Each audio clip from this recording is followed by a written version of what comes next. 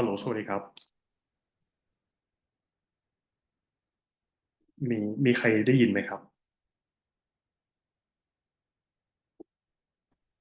ได้ยินค่ะอาจารย์อ๋อโอเคน้องเนลใช่ไหมครับใช่ค่ะโอเคสวัสดีครับน้องเนลสวัสดีค่ะอาจารย์โอเคสวัสดีครับ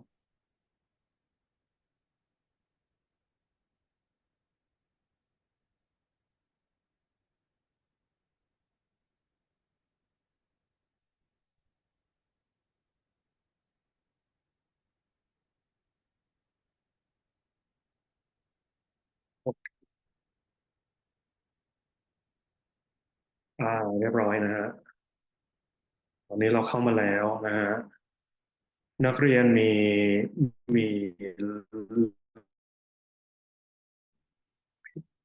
มีน้อง LERPI นะฮะแล้วก็มี Real นะครับ RYU ไหนขอเสียงน้อง LERPI หน่อยไม่รู้ชื่ออะไรชื่อเลิฟเลิฟพิษอะไรประมาณนี้หรือเปล่าครับอยู่ที่อยู่ที่จอไหมครับ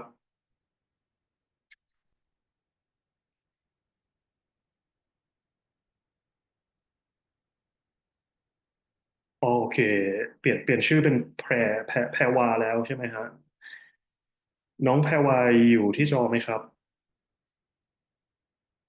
อยู่ค่ะอ๋อโอเคค่ะสวัสดีค่ะน้องแพรวาพิมพ์เข้ามาได้ยินค่ะนะฮะโอเคน้องแพรวาสวัสดีนะครับแล้วน้องริวอยู่ไหมครับอยู่ครับน้องริวอยู่นะครับโอเคน้องคัสตาร์ดอยู่ไหมครับคัสตาร์ดอยู่ไหมเอ่ยอยู่ครับอาจารย์โอเคสวัสดีนะครับน้องคัสตาร์ดน้องไอซ์อยู่ไหมครับอยู่ค่ะโอเคสวัสดีครับน้องไอซ์น้องกวีกุลอยู่ไหมเอ่ย อยู่ครับโอเคน้องมิกกี้อยู่ไหมครับอยู่ครับน้องแก้มใสอยู่ไหมครับอยู่ค่ะน้องมินอยู่ไหมเอ่ยอยู่ค่ะโอเคน้องออก้าหรือเปล่าครับ AUKA ครับออก้า AUKA นะฮะครับแล้วน้องอาร์ตอยู่ไหมครับอยู่ครับน้องคิมอยู่ค่ะน้องซัน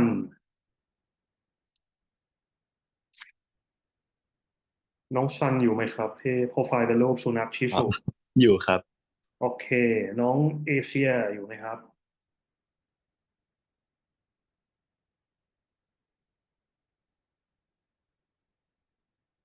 น้องเอเชียอยู่ไหมครับอยู่ค่ะโอเคสวัสดีจ้าน้องเคบีอยู่ไหมครับ อยู่ค่ะโอเคเคบีชื่ออะไรครับย่อมาจากอะไรเอ่ยหรือแก้มให้เรียกเคบีเลยแก้มบุ๋มค่ะน้องแก้มบุ๋มนะฮะโอเค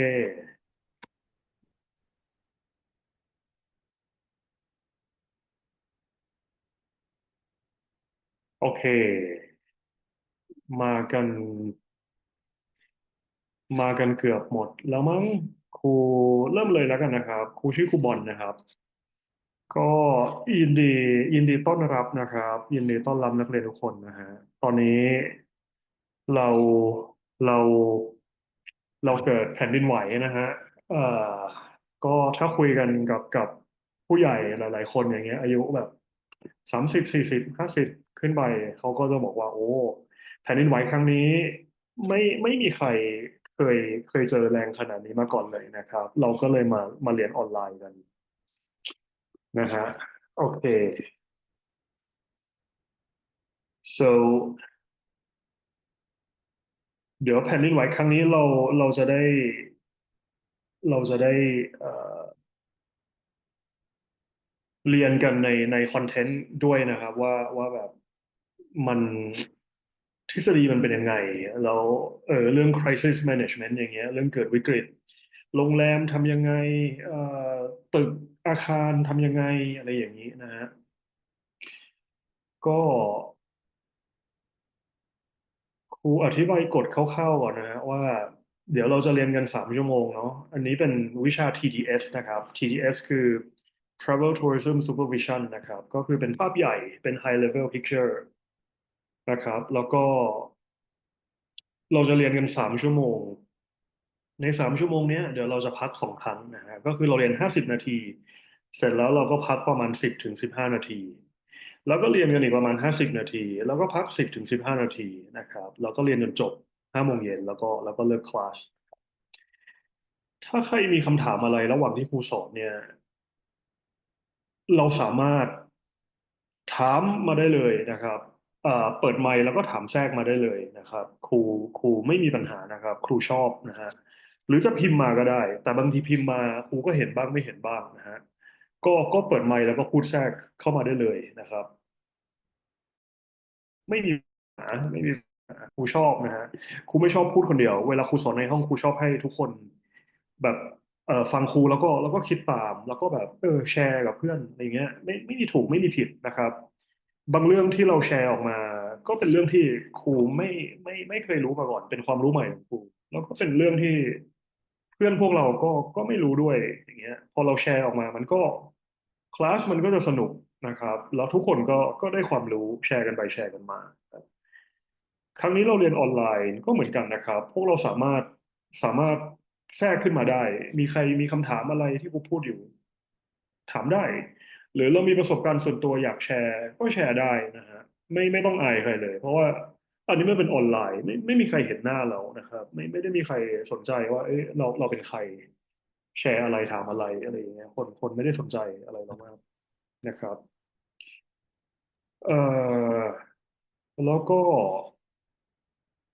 พอหมด5 เซสชันแล้วเนี่ยเอ่อพวกเราน่าจะรู้กันอยู่แล้วนะว่าเราต้องทำ assignment ส่งใช่ไหมฮะ assignment ก็คือทางแอดมินทางออฟฟิศเขาจะมีคำถามให้เราแล้วเราก็แล้วเราก็ใช้ความรู้ที่เราเรียนจากครูในห้องเนี่ยบวกกับความรู้รอบตัวนะครับเราฟังข่าวเราอะไรเงี้ยแล้วก็เราเซิร์ชอินเทอร์เน็ตแล้วก็พิมพ์ assignment ลงไปนะครับพิมพ์ assignment ลงไป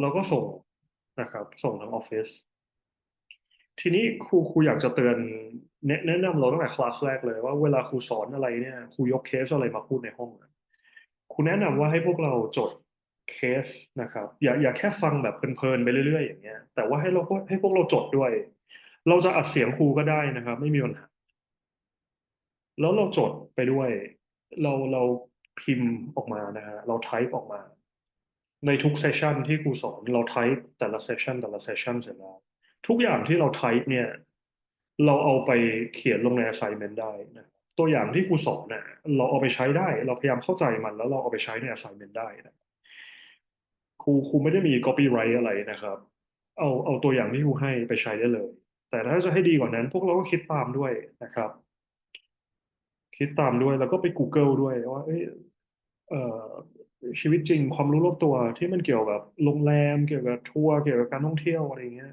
มันเป็นยังไงนะฮะแล้วก็ใส่ลงไปในไฟล์หนึ่งนะครับโอเค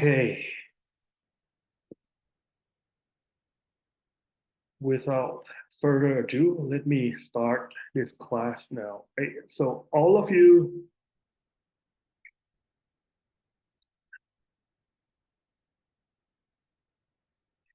wait let me find out how to share slide one person share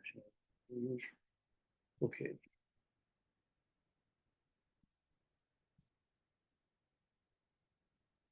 Okay.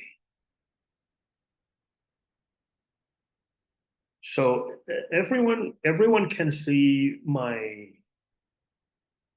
slides, correct?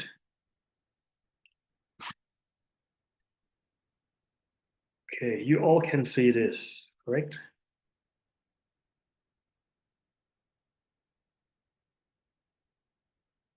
So this is so we have 6 slides and then we have 5 sessions, right? I am going to reserve the last session if time permits. I'm going to reserve the last session. So session 5 next week for for you to draft your assignments and send your assignment to me so we can discuss them. Okay. So let's begin topic number one, right? We're gonna evaluate first the extent of products and service that meets the customer needs, including special interest tourism. Okay. And then assess the value of ancillary products and then define the legal considerations and confidentiality issues. So first, can anyone here tell me what is the difference between products and services? Right, easy question. What is a product and what is a service?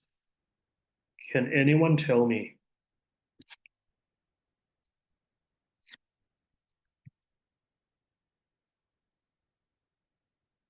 Products versus, yes. Product is the objects, but the service is it need human to serve something to someone. Service is what again? Product is the objects. Right, you can touch it, right? You can touch it. It's object, it's intangible. So the fancy word for it is I'm sorry, it's tangible, it's tangible. Product is tangible. Tangible means you can touch it. Okay, and what about service? What were you saying about service again? Service is like to serve or a hospitality, maybe. Is to serve. It means you cannot touch it, right? So examples of products are objects. For example, you buy, I don't know, man, you buy cars, you buy iPhones, or you buy stuff off Shopee, right? And then it gets delivered to your house. Then those are products. So service is to serve, for example, if you get a haircut, that's a service, right? You get a massage, that's a service. You get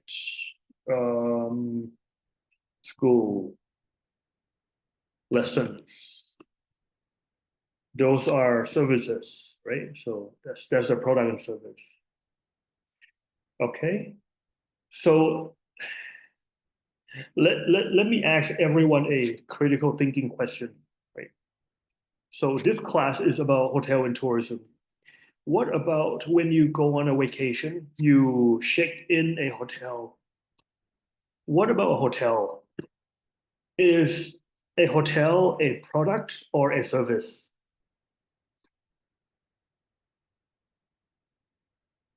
Right, how would you define hotel?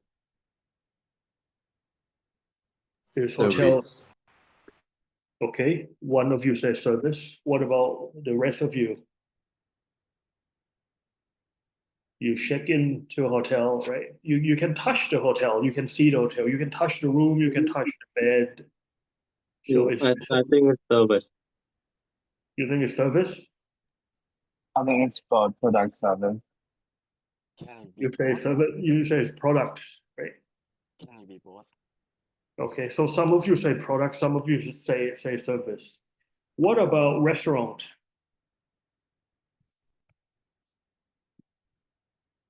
Is a restaurant a product or a service? So you enter a restaurant, you sit I think on it's the chair. product. You think it's product? You sit on a chair, you sit on a desk, and then people serve you food. You can touch the food, you can eat the food. So it's product, right? Right, but if nobody is serving you, right, and how would you get the product? Right, or think about Grab. Okay, Grab, the platform itself, right? Grab and Shopee. Grab and Shopee is a digital platform, right? So Grab doesn't offer you anything, right? Grab is they get a system, right? Computer system. You can key in what restaurants you want to deliver to your house, right? And then the motorcycle messengers, delivery guy comes in and deliver. So Grab is a service, right? Grab and Shopee is a service for sure, but um, they have restaurants. Grab has restaurant that registered in their platform to cook food for you, right? Those restaurants, they cook food for you, right? So my whole point is that, like, if you take a look at hotel and restaurants, and some of you say it's product, some of you say it's service, you're not wrong either way, right? So hotel is kind of a mix. So in my opinion, it's kind of a mix. It offers the product too, but it also offers service, right? So same as restaurant, they cook food for you, but without people who serve, right? Then it's not a restaurant, right? So it's both product and service kind of combined together, right? Which takes us to this slide. So this slide, right? They're saying, hey, tourism as a product, right? Tourism is a big word. It encompasses all the hotels, the traveling, um, the whole landscape of it, not just the hotel, right? So let's take a look at this diagram or chart. If you look at the innermost level, right, it says physical plant. So physical plant means we're not talking about trees, all right? Plant here is not green trees. So plant has different definitions. Plants here means like the structure of the hotel that you can touch, right? The tangible real estate that you can touch, right? Physical plant.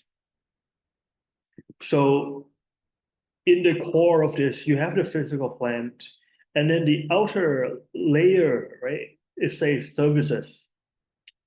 And then after that, there's hospitality, there's freedom of choice, there's customer involvement. So let me explain you an example of this. So think about a hotel.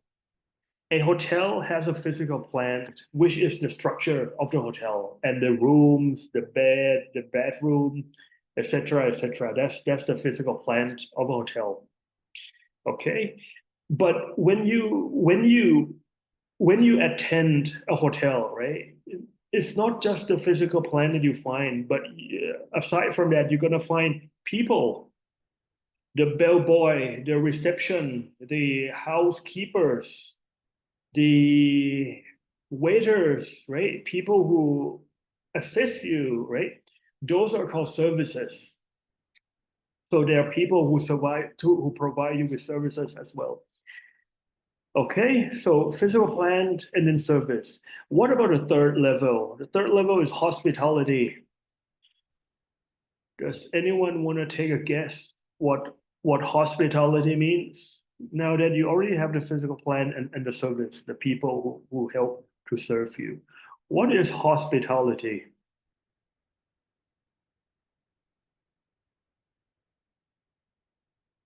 Can anyone guess what is hospitality?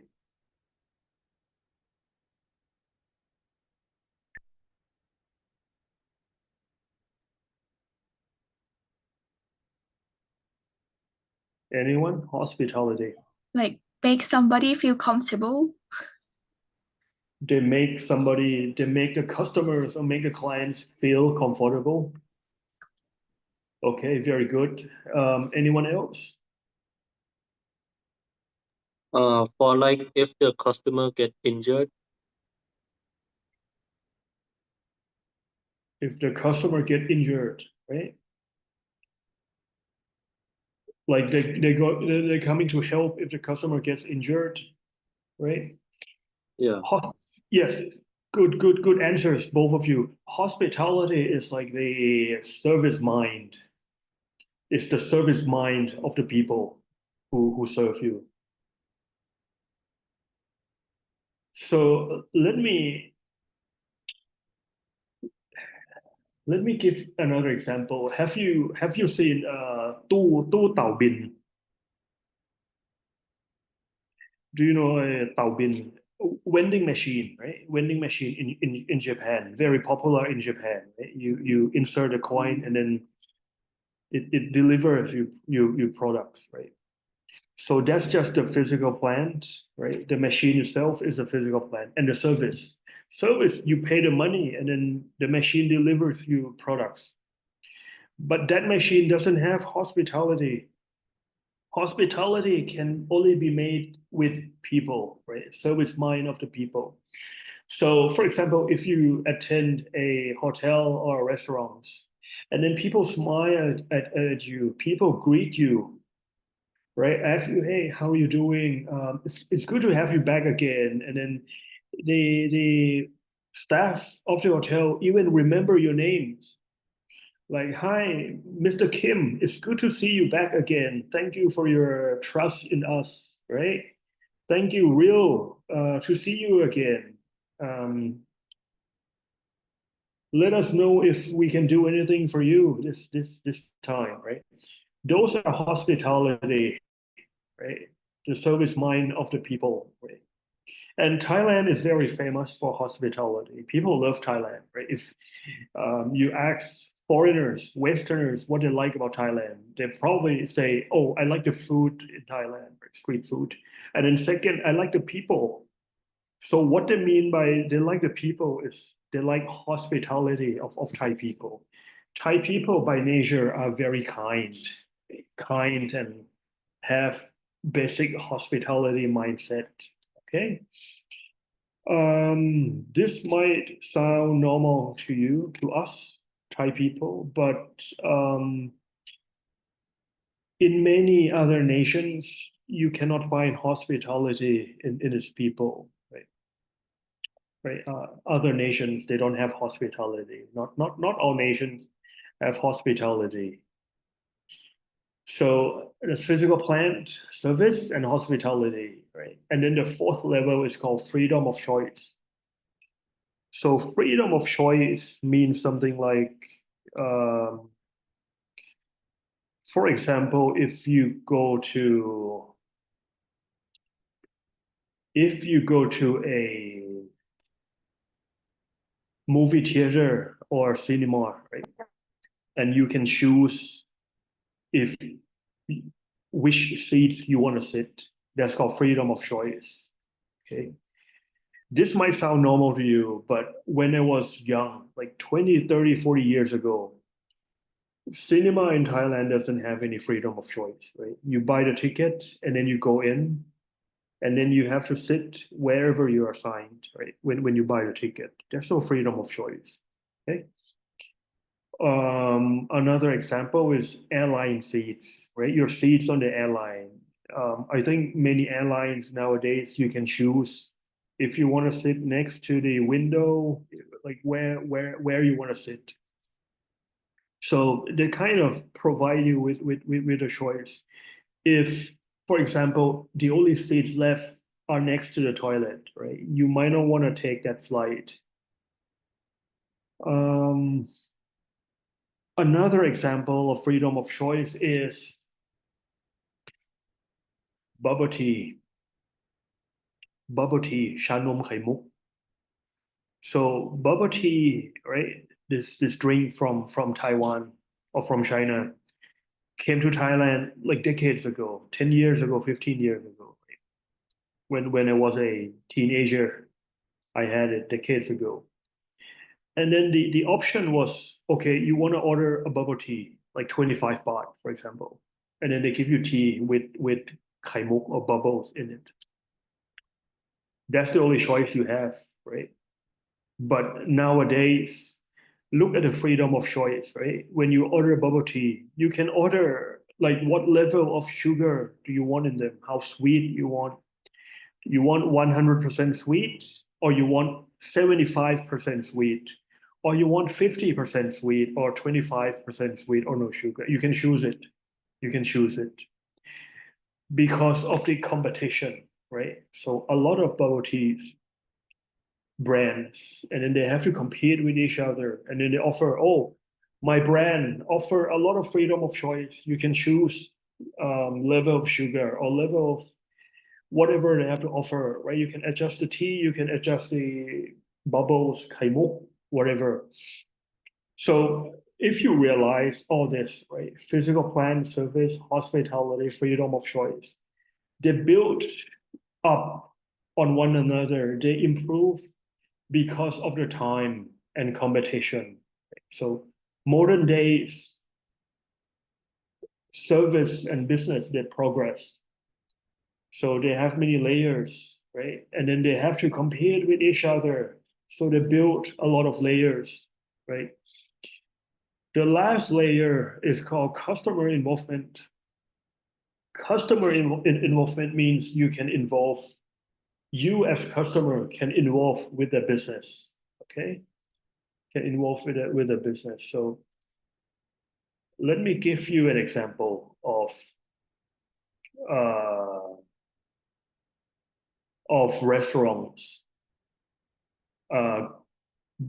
Barbecue grill restaurant, barbecue grilling restaurants. So I think most of you have been to barbecue grilling restaurants, right? And you know that it's kind of a do-it-yourself deal, like a buffet place. You go in there, you order buffet, your buffet plan, and then they serve you raw food, and then you have to grill it, right? This might sound very normal to you, right? But this business model just originated not long ago. When I was a teenager, 20 years, 30 years ago, we had this restaurant called Daidomon, right? Daidomon was the first grilling restaurant, right? When I was a teenager. And the people that attend this Daidomon grilling restaurants, kind of do-it-yourself deal, are only teenagers. But my parents' generations, baby boomers, they're not into it. They thought like, we have to pay money and then we have to grill it. We have to get involved, right? This is nonsense, right? So nowadays you don't see Daidomon anymore. They went bankrupt. Not a lot of customers because it was born at the wrong time. It was born a bit too early. The business model was born a bit too early. But you see other grilling restaurants nowadays, they grow and then they expand into many branches. They kind of flourish because modern days, people, the customers, they want customer involvement. They can do it themselves, right? So think of grilling restaurants. Another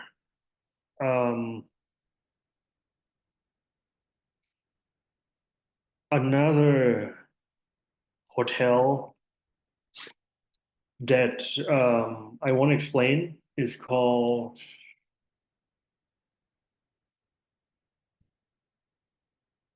is a branch called, it's on the tip of my tongue.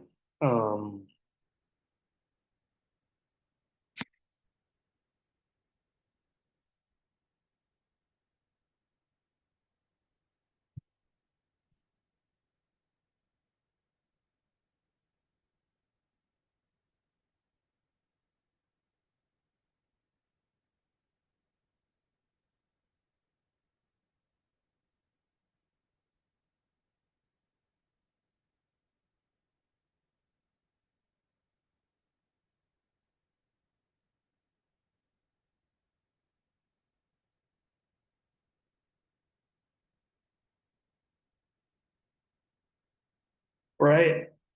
I'll tell you brand later, but it's just a new modern brand, right? And the point is, people want to get involved a lot, right? They want to do activities on the beach. They want to do yoga on the beach. They want to participate in archery. They don't mind carrying the luggage themselves, right? For example, Airbnb, you have to carry the luggage yourself, right? But traditional hotels, you don't carry the luggage, right? So think of Airbnb versus traditional hotels. Think of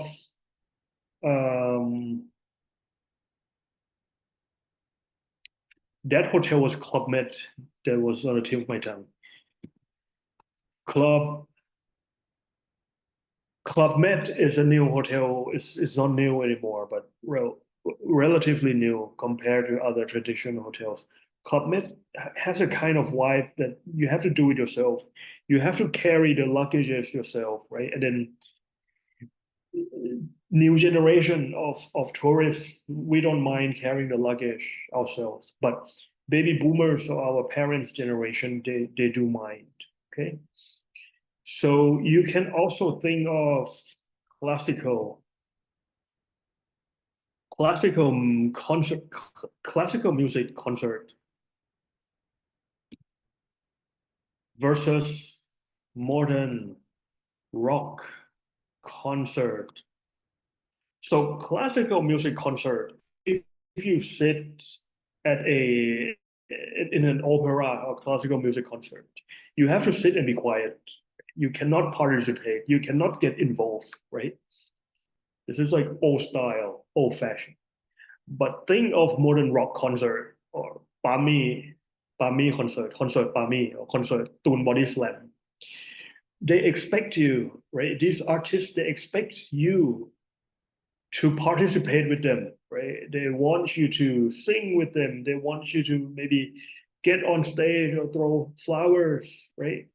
So that's another example of customers' participation that modern days people expect customers to participate. Customers want to participate, right? And then grilling.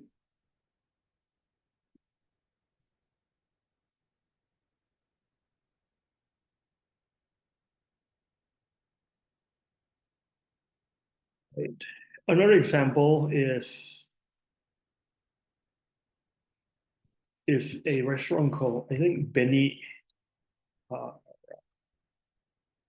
Benihana, right?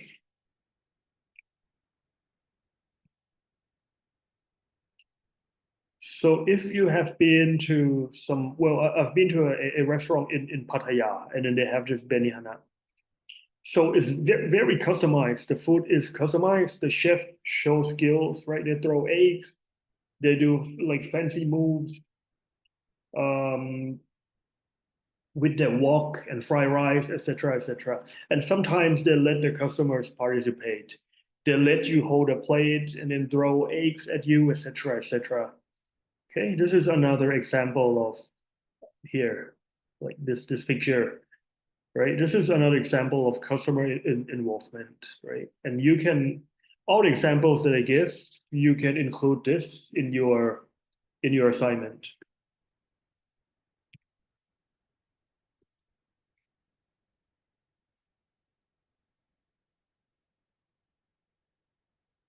Okay, do you get a sense now of what this chart is telling you, right? Physical plant, service, hospitality, freedom of choice, and then customer involvement. Is about competition, is about time, like modern versus old time, and competition versus no competition. So think of a communist country, right? Communist country like, old time China or modern time North Korea.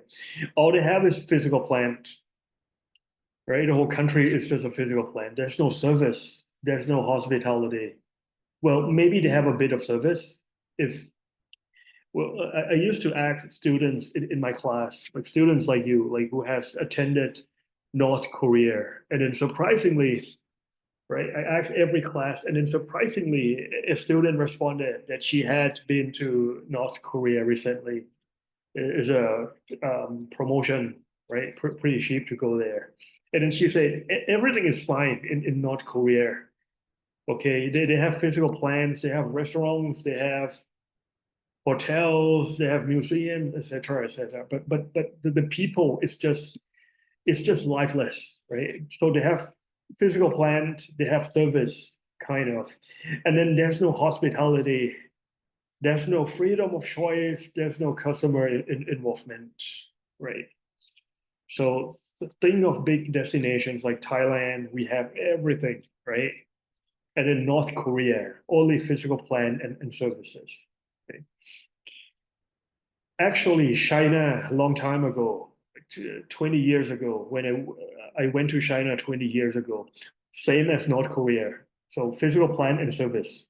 No hospitality, no freedom of choice, no customer involvement in their businesses, right? But nowadays, China is very modernized and is a tourist destination. People change a lot in China. Very, very progressive, very improved. They have everything in this chart, right?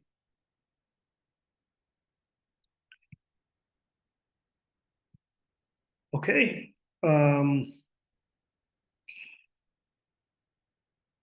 Any questions?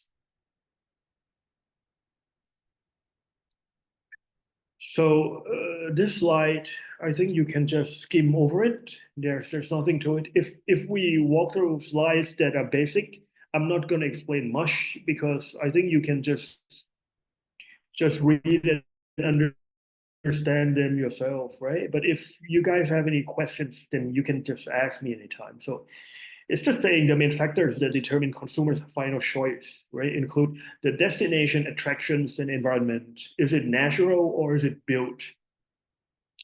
If it's natural, it means like for example, beach and cave, that's natural. If it's built, for example, maybe it's Disneyland, right? People build it, so that's built.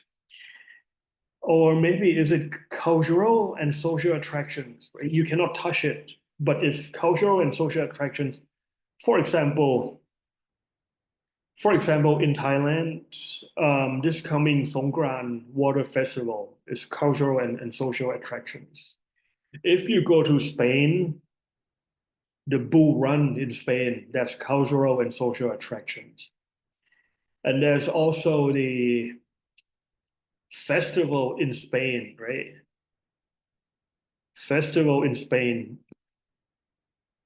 We're talking about cultural and social attraction, right? So in Spain, we have Bull Run, right?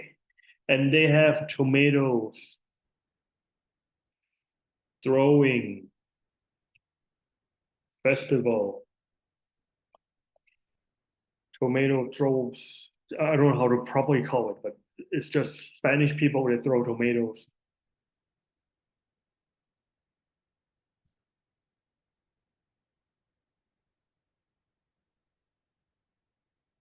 Yeah, La Tomatina, right? In Spain, it's like this.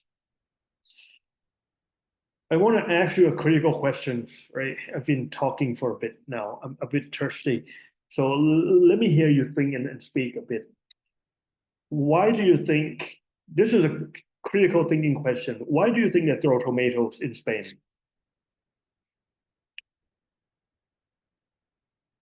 Why do you think they throw tomatoes in Spain? There's no right or wrong answer, right? So let me hear you speak. Can anyone try to answer why you think they invent this festival in Spain? It's not a trick question. Anyone know?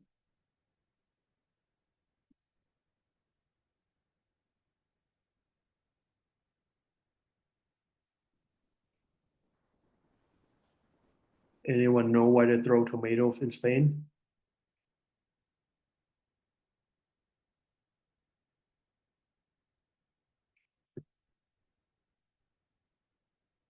So you might think, oh, they throw tomatoes because they want to attract tourists to Spain, right? Yeah, that's not wrong.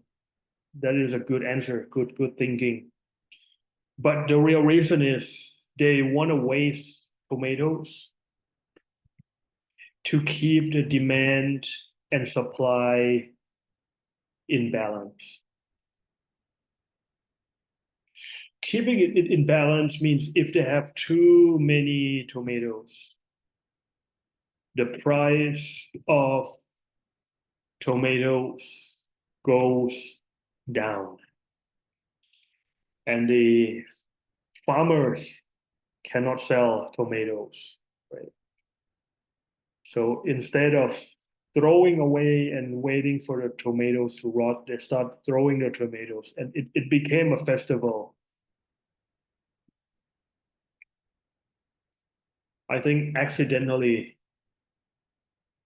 it became a festival, and that's very smart because when it became a festival, it was kind of like a soft power, right? So tourists flock in to want to participate in this festival.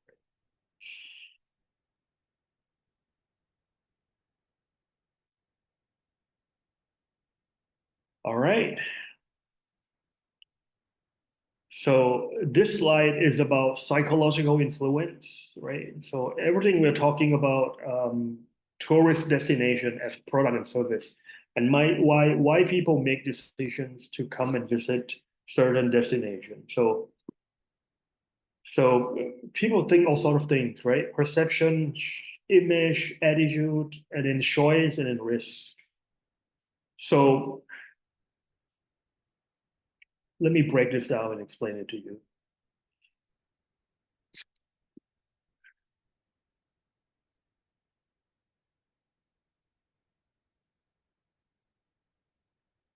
So image,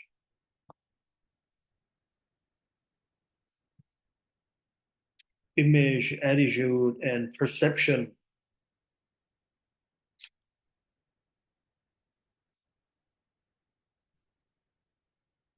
Image, attitude, and perception are very, very similar, right? Very similar. I don't think the exam is going to ask you like the difference between these three. But the thing is, what each one means is image is like the entire pop right? Image of something, image of something. For example, if you take a look at let's think of a brand like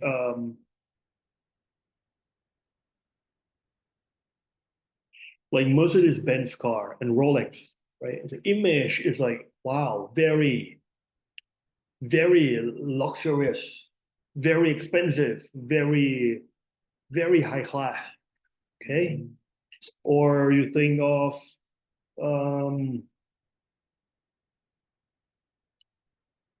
Dior and Chanel brands, right? Think of Blackpink, um, you think of Lisa Blackpink, right? The image is like, wow, she's talented, etc., etc. When you think of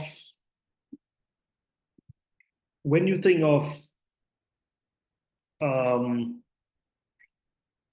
I don't know, many things, right? Image of many things. Attitude is how people react, how people react.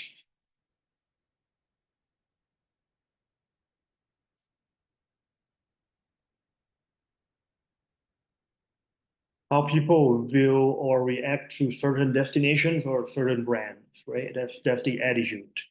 That's the attitude. Like they might like it or they might not like it, right? And it is different. It depends on people. So last one, perception. Perception is how people view it, how they perceive.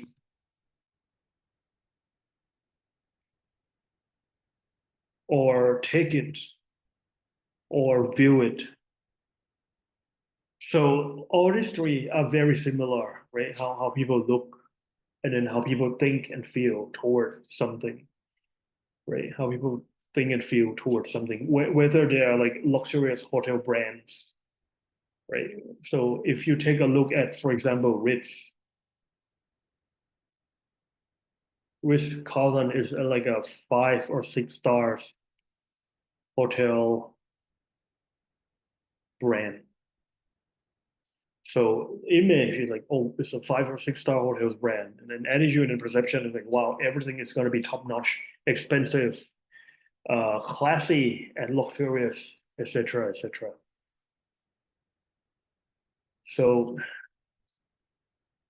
So the next one now, choice and risk. Choice and risk means, well, you take a look at something and then you kind of have to think like, well, because you have to pay money for it, right? You have to decide what choice are you going to choose. For example, you compare risk.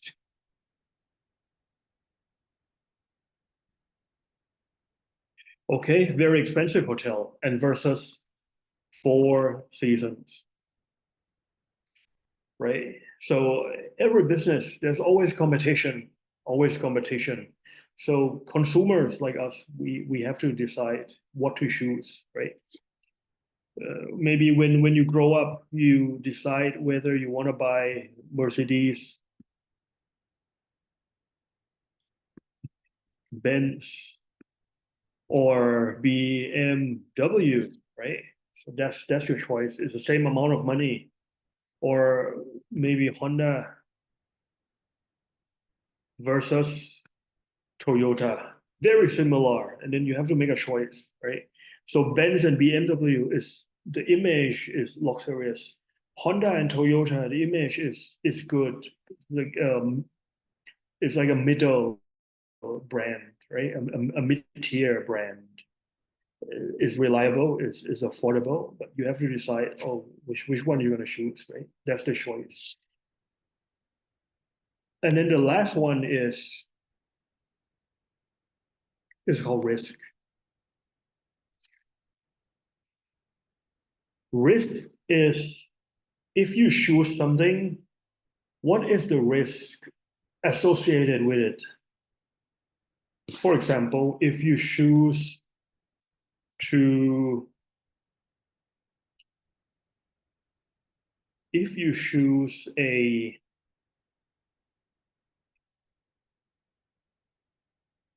if you choose to go to Japan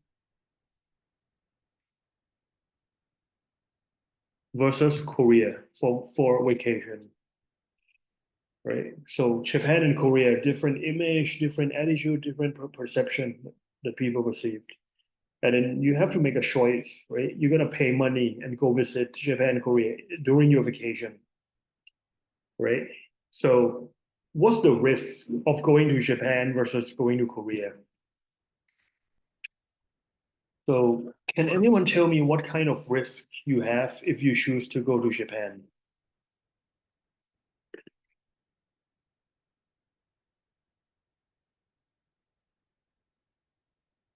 What's the risk associated with your vacation in Japan?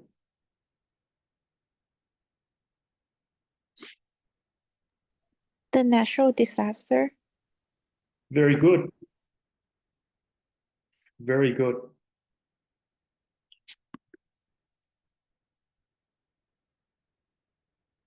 If you choose to go to Japan, there's a risk of natural disasters way more than if you choose to go to Korea, right?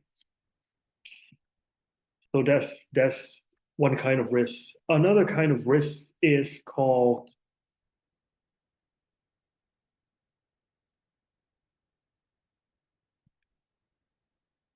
opportunity cost. Opportunity cost means the money and time you spend going to Japan makes you unable to go to Korea. That's the opportunity cost. That's another kind of risk, right? If you go to Japan and it's not fun, right? And it's not fun, then you start thinking, wow, I should have gone to Korea, right? You have a regret or buyer's remorse. This is called buyer's remorse. It's remorse means when you start to feel sad about something. So you buy something and then you regret. Oh, it's a waste of time, it's a waste of money, etc., etc. It's buyer's remorse. Okay. So there you go. Right? That's the explanation of this chart, right? Psychological influence, how people make decisions regarding their psychology.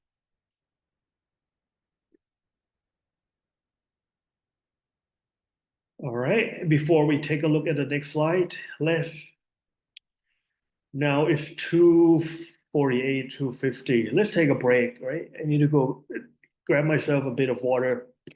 So let's take a break for 10 to 15 minutes. Okay, we will meet again at two. Let's just make it 15 minutes. Meet again at 3.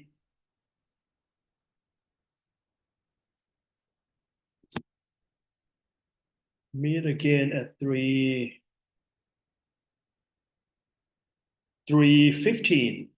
No, sorry, 3:05. Right, 15:05. Right, 15:05.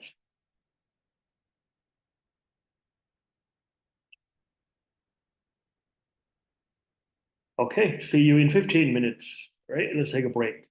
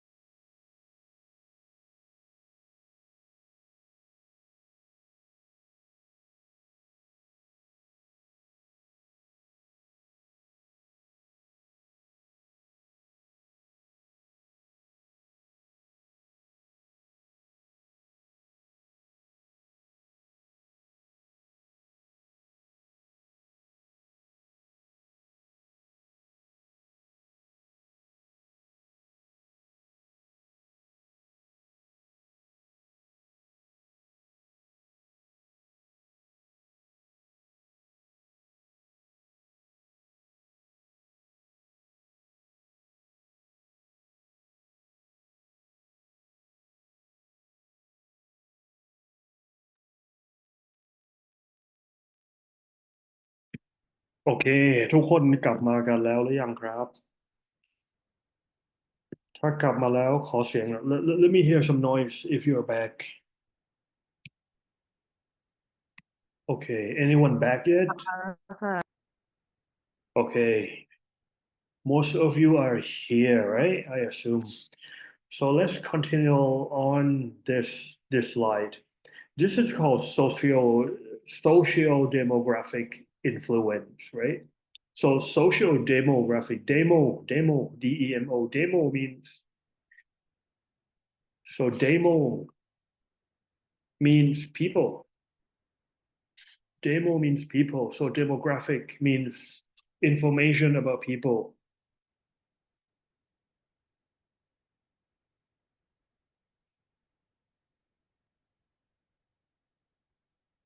So demographic influence, right, consists of age, education, level of income, and socioeconomic background, right? Different age of people, different economic backgrounds of people, different education, they make different decisions on what to buy and where to go on vacation. So, for example, think of think of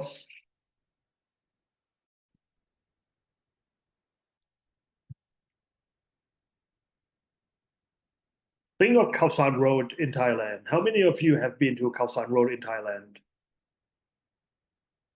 Yes or no? Have you been to Khao San Road? Who has been to Khao San Road? If you've never been, but you have heard stories about Khao San Road, then what? Okay, okay, this Khao San Road is a tourist attraction, right? For Westerners go there, right? So can you, for those who know, can you share with class what age of tourists go to Khao San Road? Is it young or is it old people? Young tourists or old tourists?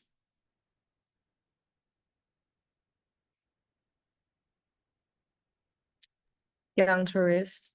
Young tourists, right? Young tourists. So let me show you pictures of Khao San Road.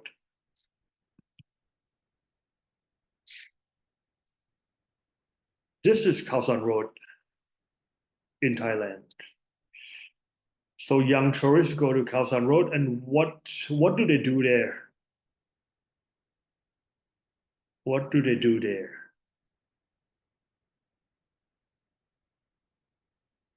What kind of activities do they do in Khao San Road? Clubbing, drinking, Say again. clubbing, and drinking. Wait, say again. Your phone is crackling. It's crackling, not I not said, clear. I said clubbing and Clubbing. drinking, partying. Very good. Very good. Have you been yourself? I don't know. You don't know? Okay. I have been there myself, right? When I was a teenager with other like friends, foreigners, international students. Okay, Khao San Road, young tourists go clubbing and partying, and mostly Westerners. So looking back at this, right? Age is they're young. Okay, what about education? What about education?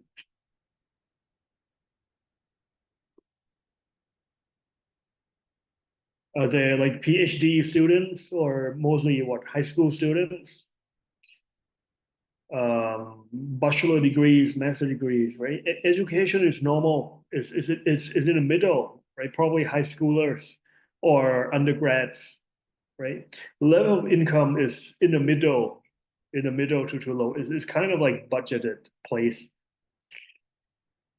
Okay, what about socioeconomic background, right? The meaning of socioeconomic background is the meaning is, as I put it myself, the meaning is like is kind of like your test. To simply explain it, socioeconomic background is your test.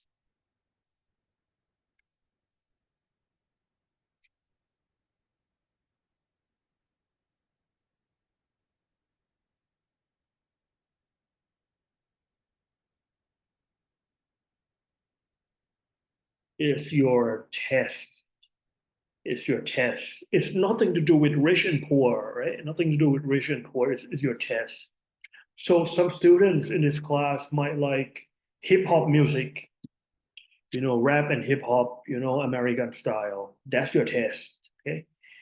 Some people in this class might like Thai classical music, like country music, เพลงลูกทุ่งอะไรอย่างเงี้ย That's fine. That's your taste. It's nothing to do with rich and poor.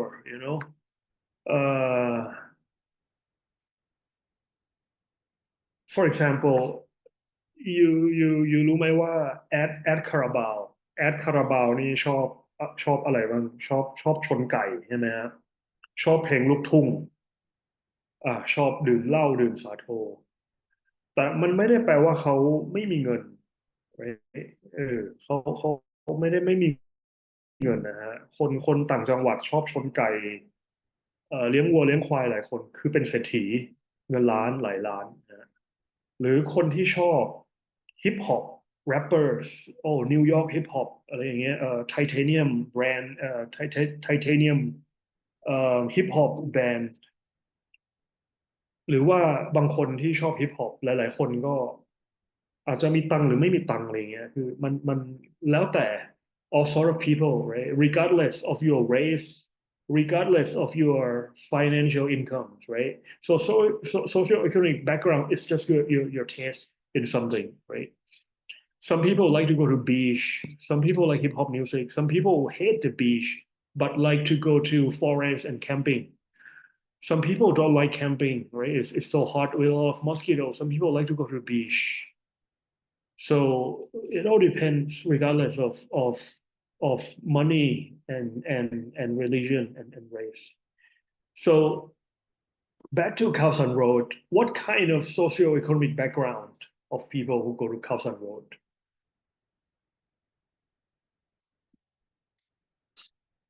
So they're like clubbing. What's the difference between, let's say, Khao San versus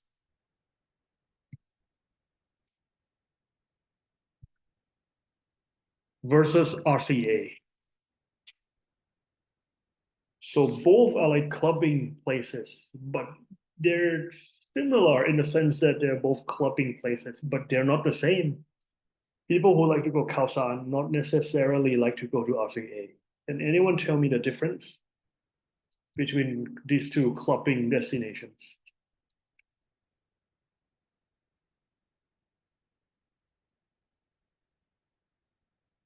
My knowledge right now might not be true anymore because Khao San RCA, I went there like 20 years ago when I was young, right? I visited them a few times, but let me ask people your age right now. If any one of you has attended Khao San Road and RCA for clubbing, can you share with the class what's the difference?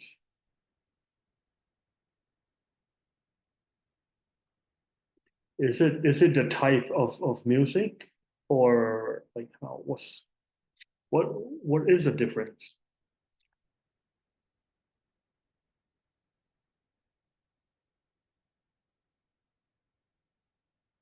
Let me take a guess, all right? I'm not sure if I'm right or wrong, right? I haven't been there in decades, but Khao San is more international, or as you call it, it's like a melting pot. Melting pot mean a lot of people with different nationalities mixed together, and they have kind of like reggae kind of music, right? And rock music, reggae music, and it's kind of like mid tier, like ban ban. ban.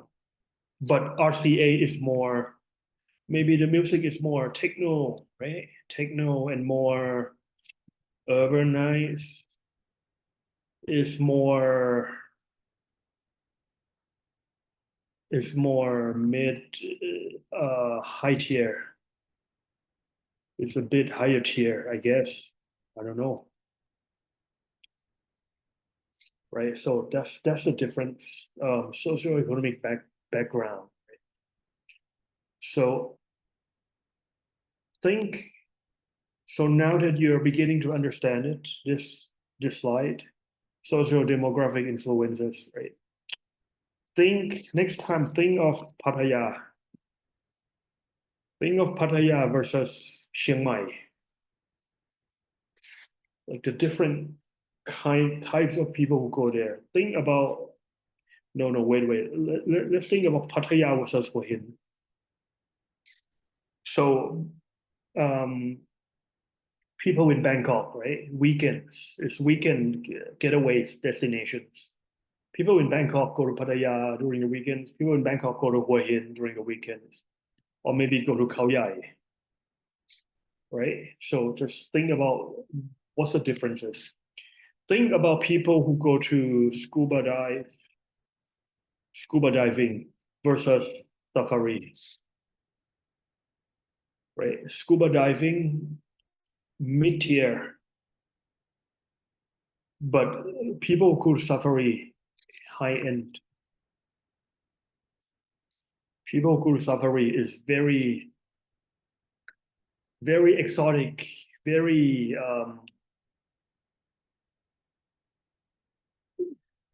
it's more like destination for rich people, to simply put, right?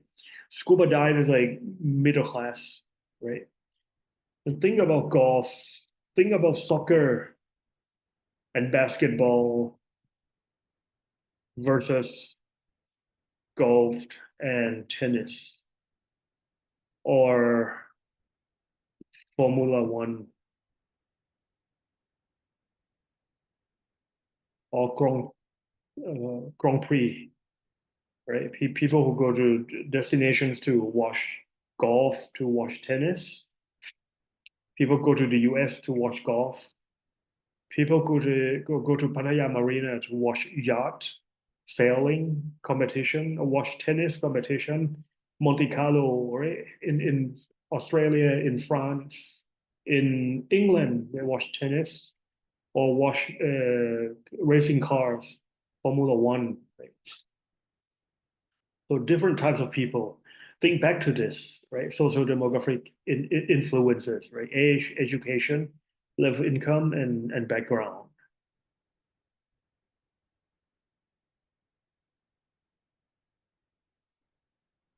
Okay, push and pull factors. I'm going to cover it a bit, so not very important. Push factor is just why you want to travel. How did it push you to travel, right? And then pull are the ones that attract the tourists and encourage them to travel. So basically, push means you feel the needs to do it. Right? You feel you have the needs to do something. That's a push factor.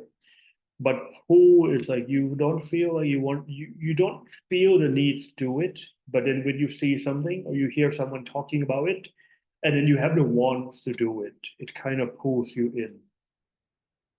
Example of push and pull in e-commerce. Let me give you an example that makes you understand, right? So push factor is Google. Pull factor is Facebook. Think about your behavior when you buy, when you feel like you need to find something, right? And then you Google and try to find it. So Google is the push factor, okay? Is a push marketing. But if you feel like you don't need anything and you're just scrolling your Facebook, right? You're scrolling your Facebook, and then you find something, wow, you want it. That's a pull factor. So Facebook is a pull factor marketing. and Google is a push factor marketing. I think you understand what I mean, right? By push and pull factor marketing. Next one is called special interest tourism. So special interest tourism are not mass tourism. Special interest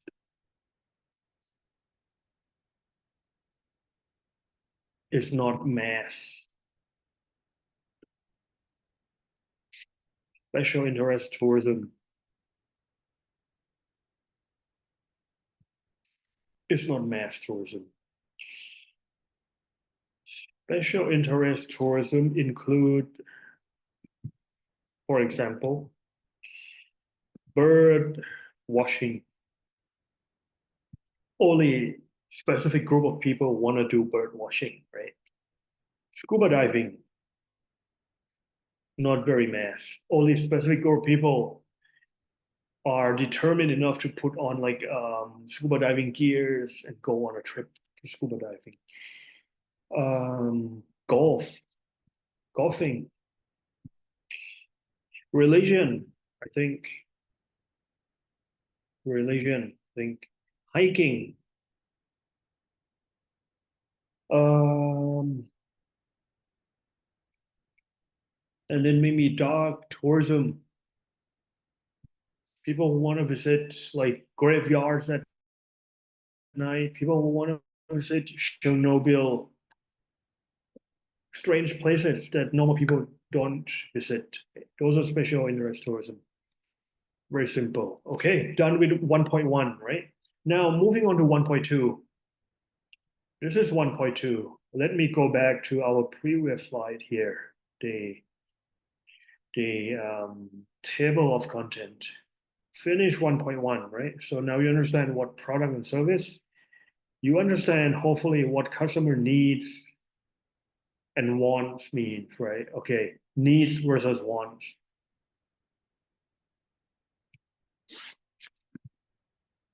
Needs versus wants. Needs is something that you needed. For example, like basic needs.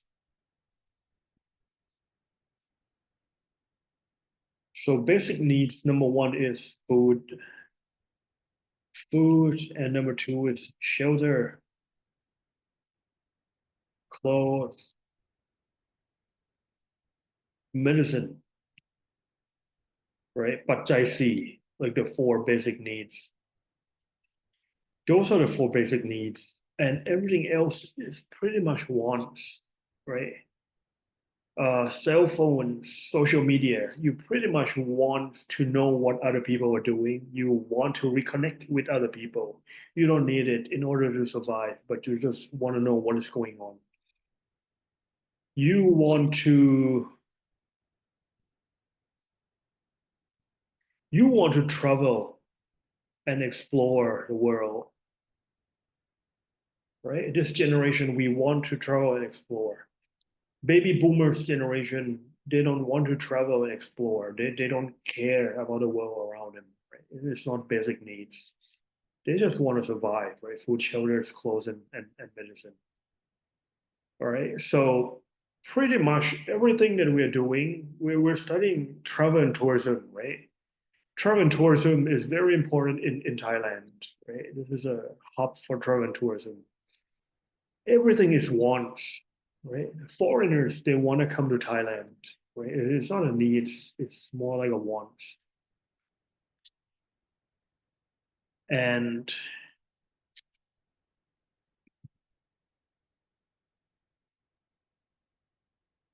I have a question for you.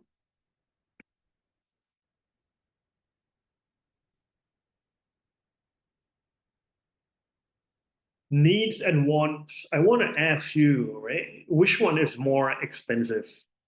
Which one can you charge more? Can you charge more money? Needs or wants?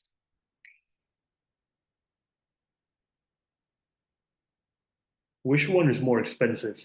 Wants. Wants is more expensive. What about other people? Needs or wants is more expensive.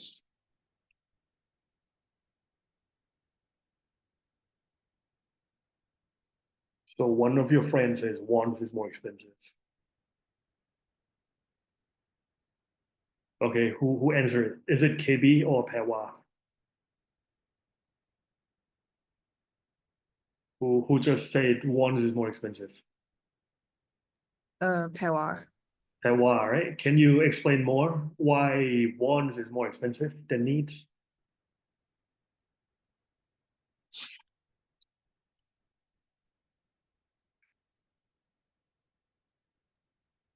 Because once you don't need it, so it's it's like a luxury stuff that Yeah. yeah. Yeah.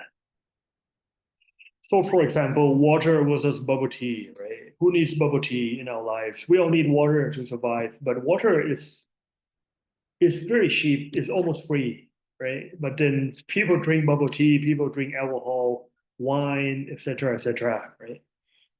And for example, like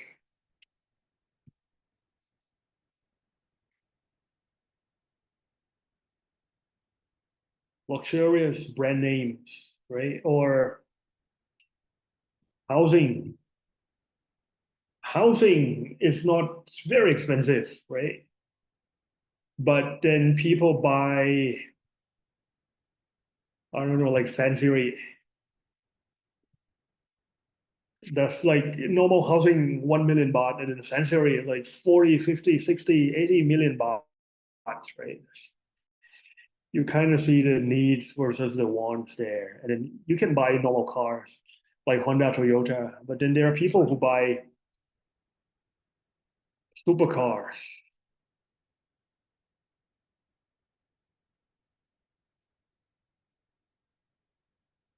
Normal cars versus supercars. So wants is always more expensive than needs. Wants is always more expensive than needs. Okay. So that is 1.1, right? Wants and needs. Now we're moving to 1.2, right? Ancillary products. I want you to remember this word, ancillary products. It's just a fancy word for, here you go, 1.2, ancillary products. It's just a fancy word.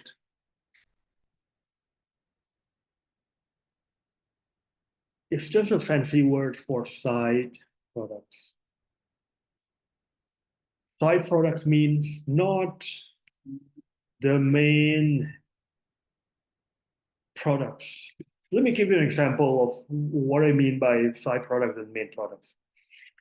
For example, if you want to eat boat noodles,ก๋วยเตี๋ยวเรือก๋วยเตี๋ยวเรือรังสิต or ก๋วยเตี๋ยวเรือก๋วยเตี๋ยวเรือกังกุงอนุสาวรีย์ whatever. The main products of ก๋วยเตี๋ยวเรือis what?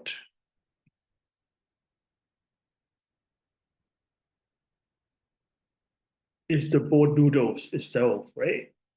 The brownish color boat noodles. What is the side products of ก๋วยเตี๋ยวเรือ? What is side products? Like the owner of ก๋วยเตี๋ยวเรือthinks like, oh, people come to buy ก๋วยเตี๋ยวเรือ.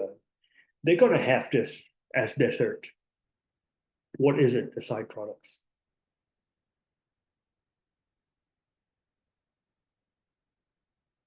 So think about your experience เวลาไปกินก๋วยเตี๋ยวเรือ side product. What is it? ขนมถ้วยครับ Very good. ขนมถ้วย is a side product of ก๋วยเตี๋ยวเรือ, right? Or you can also say like drinks, Pepsi, whatever. Okay, very good. Now think about hotels. When you go to the hotels, what's the main product of the hotel?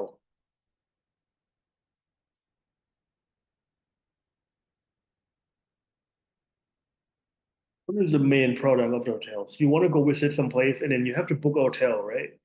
What is the main product that you want from a hotel? Room. Room, very good. Room and bed. right? You need a bed to stay overnight. That's the whole point of hotel. What about the side products of the hotel?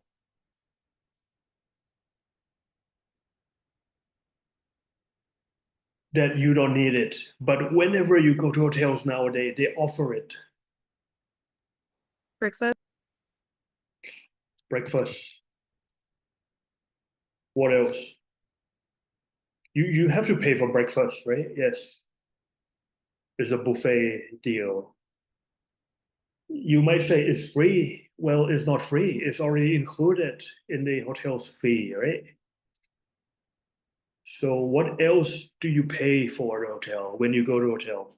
What other sides, products or side service do you pay for?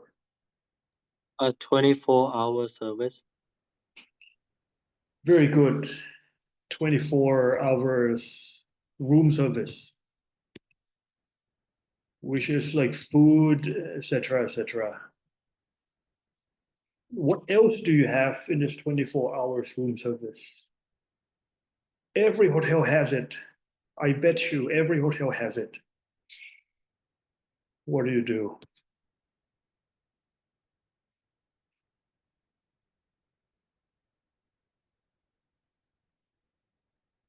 You walk on the beach and then your muscles ache, your body starts to get sore.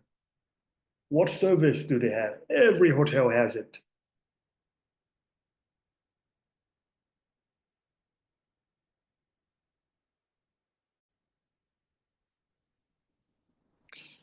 Like it's time to less relax. Every hotel has this less relaxed. What is it?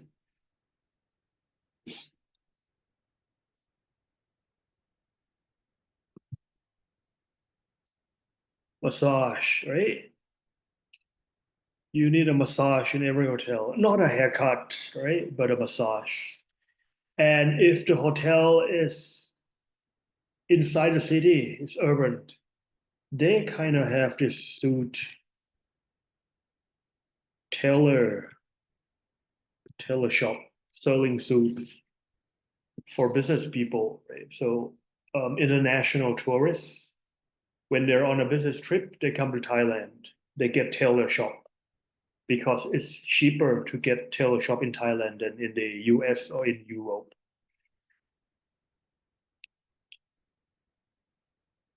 Okay, what about airport? Airport car service. Airport car service. And whatever it is, right? A lot more. So these are all side products or ancillary products of hotels. Okay. So here, types of ancillary services, but they're saying that the service is a travel agent. Travel agent. So this slide is made in 2013, right? More than a decade ago. They're talking about travel agent. They're talking about travel agent. So decades ago, travel agent is brick and mortar. Brick and mortar means you can Google, right? Agent ไปญี่ปุ่น agent to this country, to that country, and then you call them.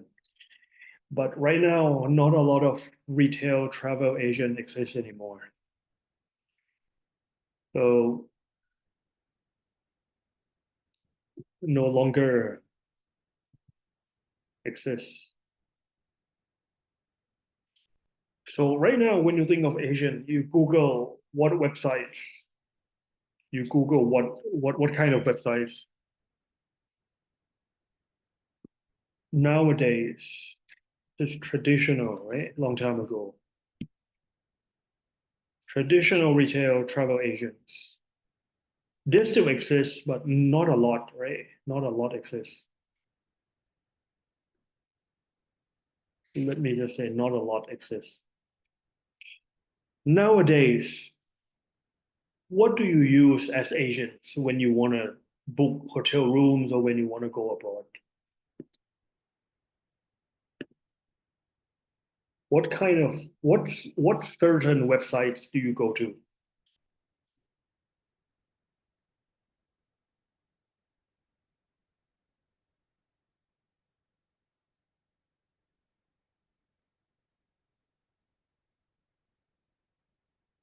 Oh, they're the big giant ones that everyone knows the names. Electronic platform travel agents. So agoda.com is one, right? Booking.com is one. I don't know what else. I don't know. There's a lot more. But basically all this has transformed into this, right? And not a lot of players. It's kind of like a on online business is 0 to 1. You either make it or you don't make it. It's kind of like a monopoly.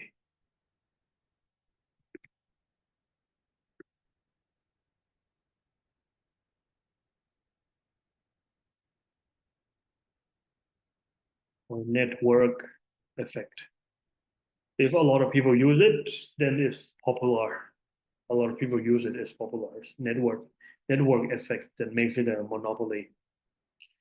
So they're talking about this kind of agents, right? So traditional agents, brick and mortar means is a shop, is a house, right? In the past, you attend a traditional agent and then they tell you information. For example, oh, you want to book rooms in Japan. And those retail traditional agents will explain to you, oh, we have this hotel in Japan, we have that hotel in Japan. And then when you buy the rooms in Japan from them, they offer you other services, such as this travel insurance, foreign exchange, excursions. Excursions mean travel. They might offer you, oh, you want tickets to Tokyo Disney as well, right? And then offer you car hire, right? You want to rent car in Japan so that when you land on the airport in Japan, Narita Airport, you get a car and you can drive out right away. They do passport and visa information for you. They do sell tickets and attraction events for you. And they can provide you with information services, selling you books at their shops. Nowadays, with Agodas and Bookings.com, we don't have these anymore um, in person, face to face. But I think all this comes in form of cookies. All of this nowadays come in form of cookies. You know what cookies means? This is a tech word, right?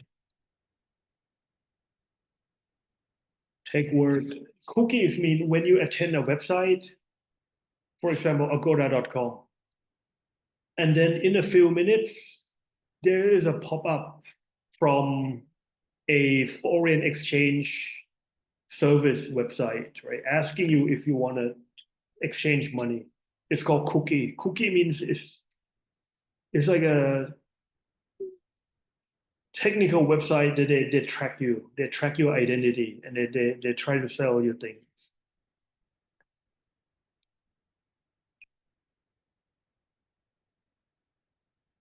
So travel insurance, foreign exchange, organized excursion, etc., etc.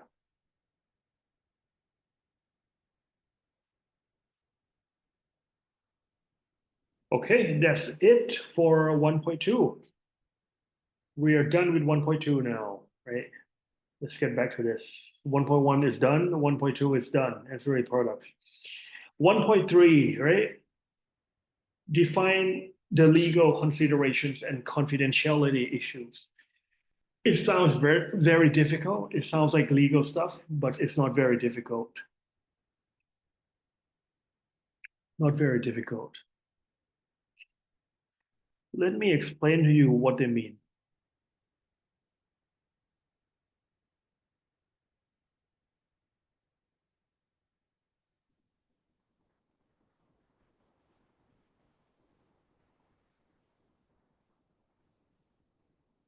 So tickets for wait, not wait, we are way past this. Okay, 1.3 here. Here we go. Legal consideration and confidentiality issues.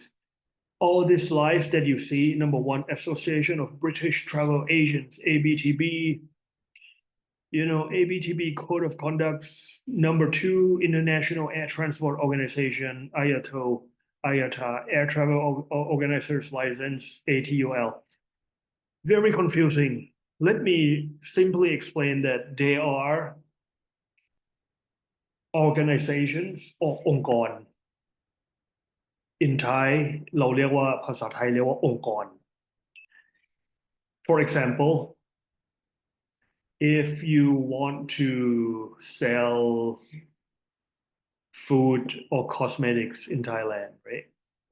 สมมุติว่าพวกยูอยากจะขายเครื่องสำอางออนไลน์หรือขายน้ำออนไลน์ขายอาหารออนไลน์ you need to get oil, right? Oil in Thai stand for ต้องไปขอ oil, right? Thai people like to say โอ้ต้องไปขอ oil. Oil stand for อาหารและยา is FDA, right?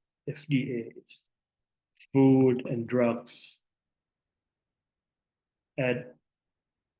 Administration or something. I think it stands for administration. ต้องไปขอกับกระทรวงสาธารณสุข Ministry of Health Department of Thailand.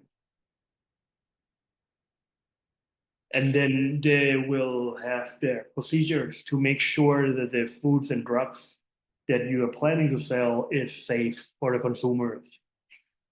That when consumers consume it, it doesn't affect their health, right? So this is kind of like a rules and regulation. So very similarly, when you want to open a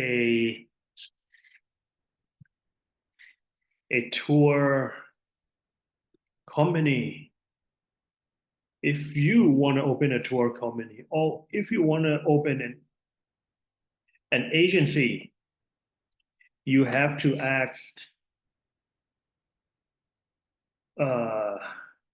การท่องเที่ยวแห่งประเทศไทย right?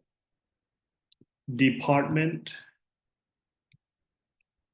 of Travel and Tourism of Thailand for license, right? For license. But these slides, they're explaining ministries and tours of international. I think this Association of British Travel Agents is very British based because this curriculum that we're studying comes from the UK, right? But in Thailand, we have our own, right? องค์กรเอเชียนระหว่างประเทศ right? And all this. So some of the agencies that you have to contact if you want to open a tour company, some of them are international, some of them are Thai based. For example, Travel and Tourism Department of Thailand, องค์กรท่องเที่ยวแห่งประเทศไทย right? That's it. The whole point is like they're organizations that whatever business you're in, you have to contact. It's mostly government agencies. The second thing is there's laws on advertising, right? Laws on advertising. So a lot of laws on advertising. But the thing that you need to remember is just that อย่าโฆษณาเกินจริง ถ้าเกิดอยู่เริ่มโฆษณาเกินจริงเนี่ยมันมีองค์กรของไทยที่เขาเข้ามาแล้วเขากำกับดูแลโฆษณาเกินจริงเนี่ยทำให้บริษัทอยู่โดนฟ้องหรือว่าติดคุกได้ right? People can file lawsuits on you.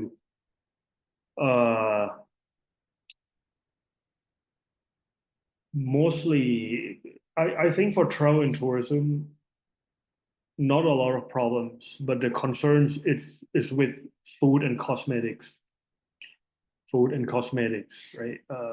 อาหารนี้รักษาโรคมะเร็งได้อะไรเงี้ยยานี้กินแล้วรักษาโรคมะเร็งได้ this drug or this supplement can cure cancer. If you advertise such a sentence, for example, you can go to jail for sure. It's too much. It's not realistic. Okay, many years ago, there are skincare products, right, called Magic Skin.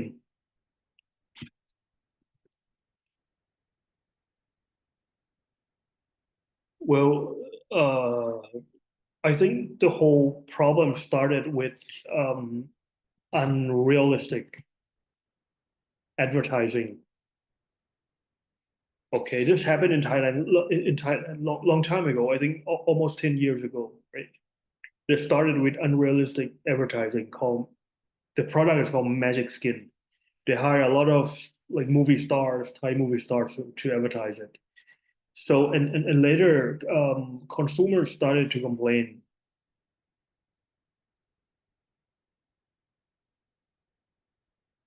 And then they found out that the oil or FDA is fake. So the two owners, husband and wife, I think they went to jail, right? So this has to do with unrealistic advertising. So when you do advertising, be very careful not to be too much, to overstate it,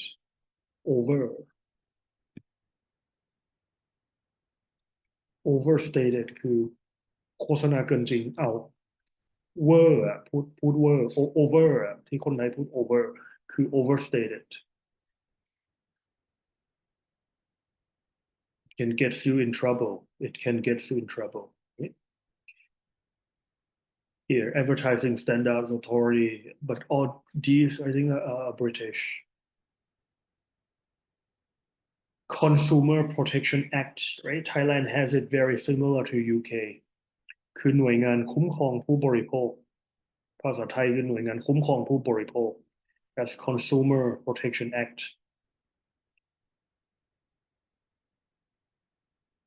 Okay, next one is called World Tourism Organization. World Tourism Organization, yeah. This is an international agency, right? Non-governmental international agency. I think it's a branch of the UN. Not I think. The fact is, it is a branch of the UN, United Nations, right? WTO, right? It has 350 members, right? A lot of members.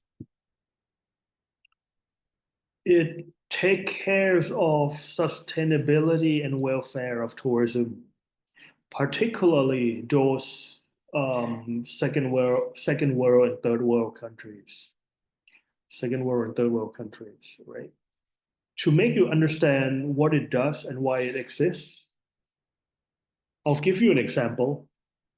Example is องค์กรอันเนี้ยยูเนสโกหรืออะไรอย่างเงี้ยสามารถ declare ได้ว่าสถานที่เนี้ย this certain location is เป็นสถานที่เขาเรียกว่ามรดกโลกมรดกโลกคือ World Heritage UNESCO right? You probably heard of this UNESCO declare คือประกาศให้เป็น World Heritage เป็นมรดกโลก It means this place or this destination has value beyond certain countries. It has values to the world, not only to certain countries. ทำไมต้องประกาศเป็นมรดกโลก เช่นสมมุติบอกว่า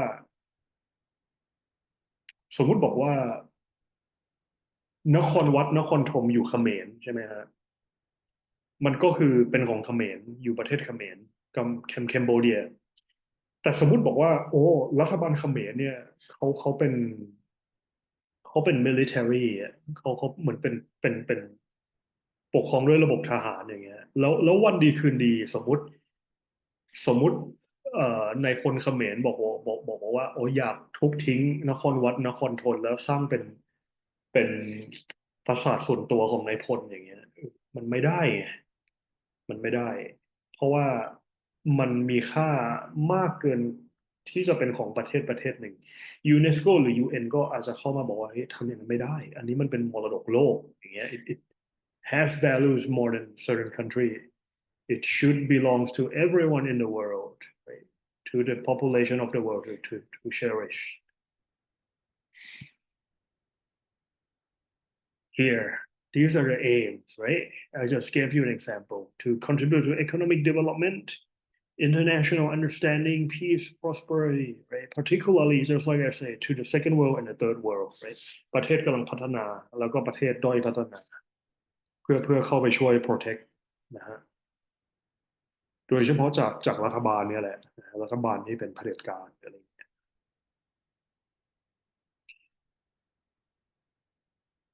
Okay, last three slides before we take a break. Data protection นะครับ Data protection means คุ้มครองข้อมูลส่วนบุคคล ข้อมูลส่วนบุคคลแปลว่า for example if you like if after graduation you grow up and then you work for hotels or for agoda.com or for airlines or a tour company or if you work at hospitals or bank right bank ธนาคารอะไรเงี้ยองค์กรพวกเนี้ย that I just mentioned they have access to the client's personal data right คือองค์กรพวกนี้บริษัทพวกนี้มีข้อมูลส่วนบุคคล right they have access to personal data of the customers of all the customers right เอ่อธนาคารเนี่ยมีชื่อที่อยู่เบอร์โทรศัพท์ข้อมูลการเงินของลูกค้า บริษัทขนส่งสินค้าก็มีข้อมูลส่วนบุคคลมีชื่อโทรศัพท์ที่อยู่ของคน right บริษัททัวร์เนี่ย Agoda ไม่ใช่ Agoda บริษัททัวร์โรงแรมอะไรพวกเนี้ย tours and hotels they have your passport and ID card information right แล้ว maybe your credit card information if you use credit card with them which means if someone have your credit card information and your personal data information they can do a lot of fraudulent activities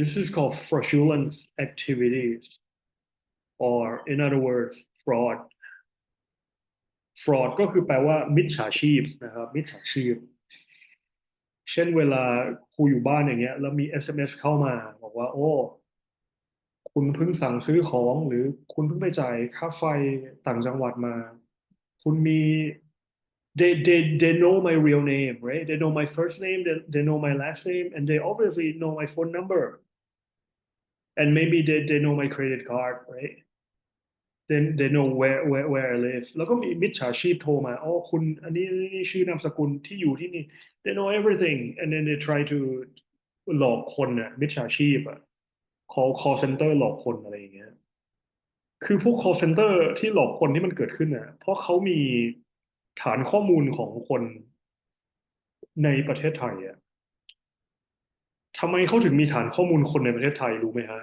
แล้วต่างประเทศไม่มีอ่ะที่ญี่ปุ่นอย่างเงี้ยไม่มีที่อเมริกาไม่มี เพราะว่าคนที่ทำงานธนาคารในประเทศไทย คนที่ทำงานบริษัทขนส่งในประเทศไทยอะไรเงี้ยคนที่ทำงานบริษัททัวร์อะไรเงี้ยคือเขาขายข้อมูลลูกค้ามีคนมาแล้วบอกว่าโอ้เป็นผู้จัดการธนาคารขอซื้อข้อมูลลูกค้าหน่อยอย่างเงี้ย2-3 พันบาท10,000 บาทอะไรเงี้ยแล้วผู้จัดการธนาคารก็ขายออกไป right ครูรู้จักครูรู้ข้อนี้เพราะว่าพวกเราคนไทยเรารู้ว่าเมืองไทยมันมิจฉาชีพเยอะอะแล้วมันเกิดขึ้นได้เพราะว่าหลายหน่วยงานหลายหน่วยงานหลายส่วนเขาปล่อยให้ทำกันนะครูรู้จักทนายครูรู้จักทนายรู้จักตำรวจอะไรอย่างเงี้ยแล้วเขาก็เล่าให้ฟังบอกว่าผู้จัดการธนาคารน่ะเป็นคนปล่อยข้อมูลพวกนี้ออกอะไรอย่างเงี้ยเพราะว่าเขาแอบทำแล้วมันก็จับไม่ได้อะแต่ว่าพวกเราก็รู้อยู่ว่าเขาทำกันนะเพราะว่าเขาไม่มี ethics เขาไม่มีจรรยาบรรณนะคนที่ไม่มีจรรยาบรรณเขาก็ทำ so my point in telling you trying to teach you this issue is like when you grow up, right? You might be working in a bank or บริษัทขนส่ง or hospital หรืออะไรอย่างเงี้ยแล้ว people offer you money to buy stuff from you to buy personal information. So it depends on you whether you have like high enough ethics or morality to ไม่ขายอะไรอย่างเงี้ยหรือว่าไม่ใช่ไม่ขายนะ but your responsibility คือ เวลาอยู่ได้ข้อมูลลูกค้ามาอยู่ปริ้นออกมาเป็นกระดาษอย่างเงี้ยแล้วอยู่มีสมมติอยู่ทำ travel agent อยู่มีกระดาษที่เป็นพาสปอร์ตของลูกค้าเป็นอยู่เป็น personal information ของลูกค้าอย่างเงี้ยแล้วอยู่ก็ต้องมี response you I hope that you have high enough responsibility and morality to know that papers containing information from your customers you're supposed to destroy it right คือพออยู่ไม่ใช้แล้วอย่างเงี้ยอยู่ก็ต้องเอากระดาษไปเข้าเครื่อง shredder ให้เพื่อปกป้องข้อมูลลูกค้า to protect your customers right แต่ว่าเวลาเราดูข่าวอย่างเงี้ย10 ปี20 ปีที่ผ่านมาคนไทยเราก็เห็นข่าวบอกว่าอยู่ดีๆมีคนไปซื้อขนมโตเกียวหรือไข่นกกระทาข้างทางแล้วถุงที่เขาพับขายเนี่ยมันมีพาสปอร์ตของคนอยู่ หรือมีบัตรประชาชนข้อมูลบัตรประชาชนข้อมูลทะเบียนบ้านของคนอยู่เอามาพับถุงขายอ่ะเพราะว่าบริษัทพวกเนี้ยเขาเอากระดาษที่มีข้อมูลคนไปขายรีไซเคิลอ่ะไปขายซาเล้งอะไรเงี้ยได้มา5 บาท10 บาทโดยที่เขาไม่ได้คิดเลยว่าข้อมูลพวกนี้ของลูกค้าเนี่ยมันสำคัญมากแล้วมัน confidential มันทำลายชีวิตคนได้ it can destroy people's life right when your personal information is leaked to the public right so that depends on you. It's your responsibility, it's your ethics and your morality to uphold your standards of service to protect customers' personal information. Right? It's all up to you. It's all up to you. Okay, now it's about 1600, right? 4 p.m. Let's take a break for 15 minutes. I'll see you again at 4:15, right? See you again at 4:15.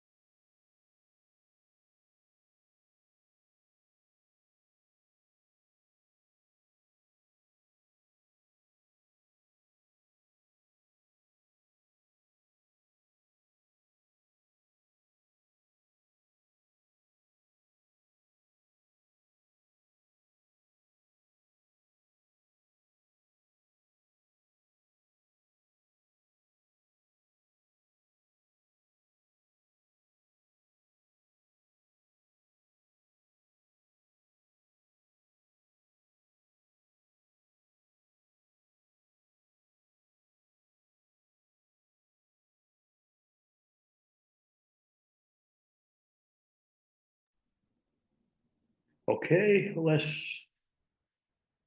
resume our class. Okay, who's back? Can I hear some noise from you guys?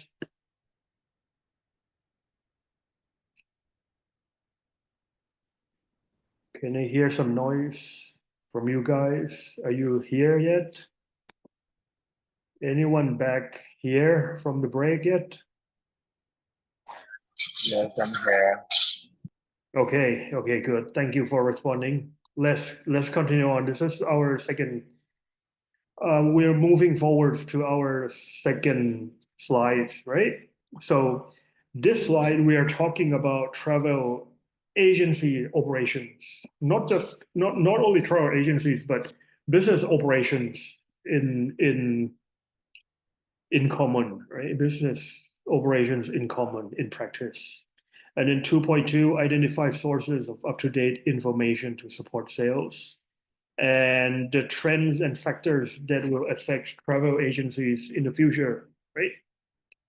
So without further ado, let's start with 2.1. So aims of travel agents.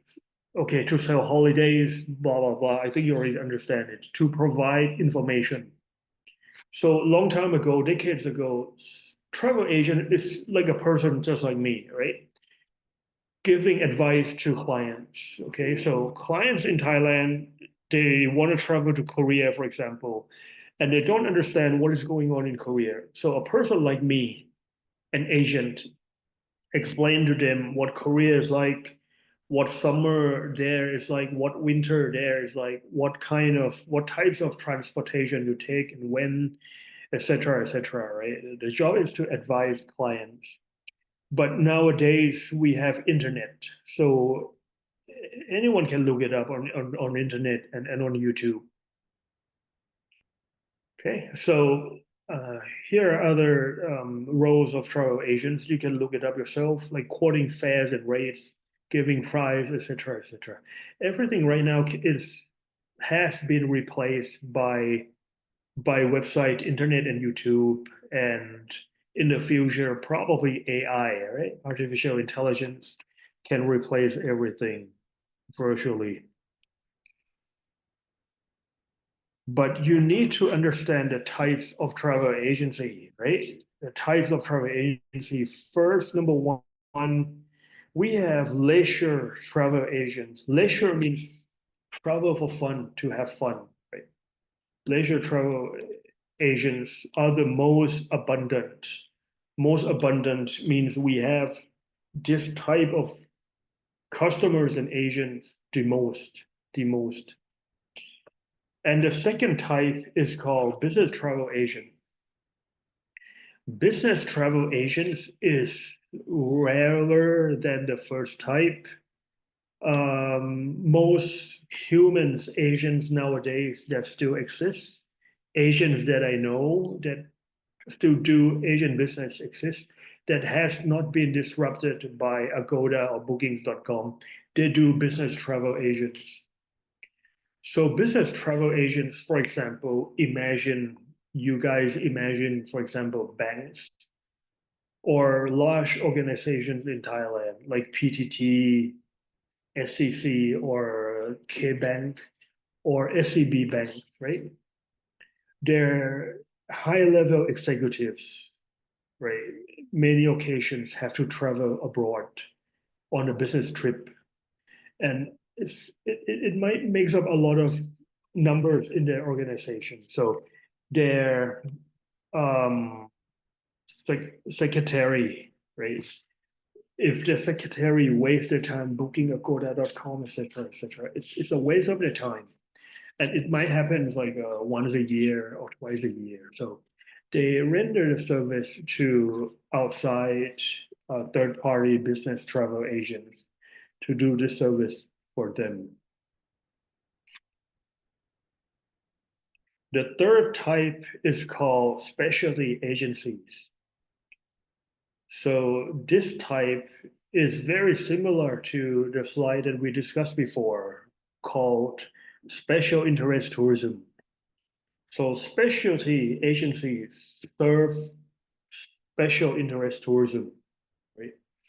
And the fourth one, right? Online travel agencies. Well, let me remind you again that this slide was made in 2013. So online travel agencies decades ago was still coming. It was the advent or the beginning of online travel agencies. But right now, 2025, 10 years later, everything is online, right? All travel agencies are online. Agoda.com, Booking.com.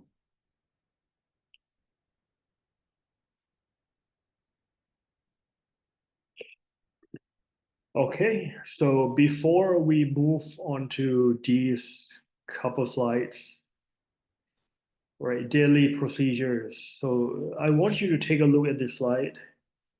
It's pretty confusing without a pre-context.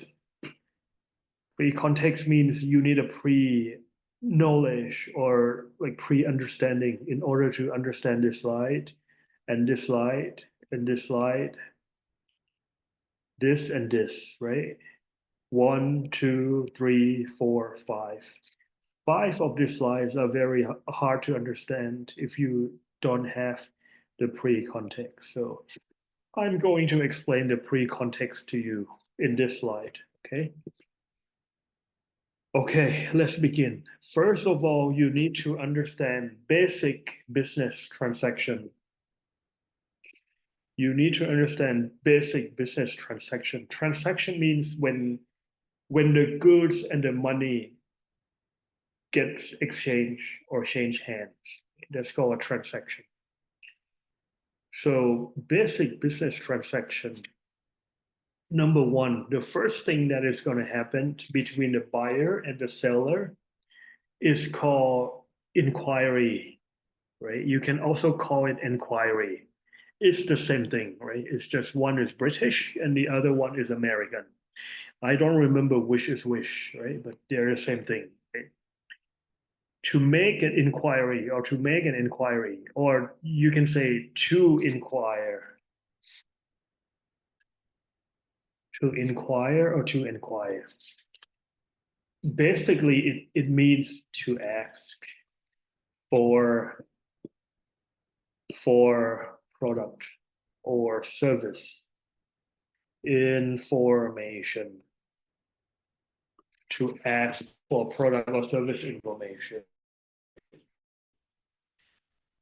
For example, in real life, right? In real life, if you have ever bought stuff online, okay, you scroll on Facebook and then you inbox message to ask.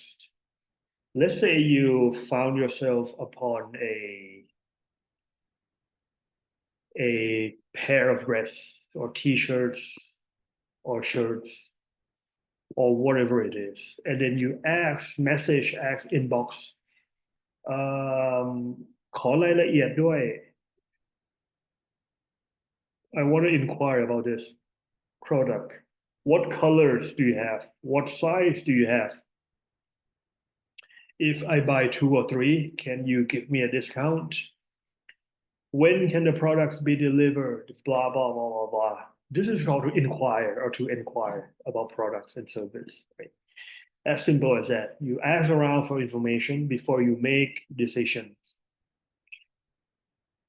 And they're going to give you quotation.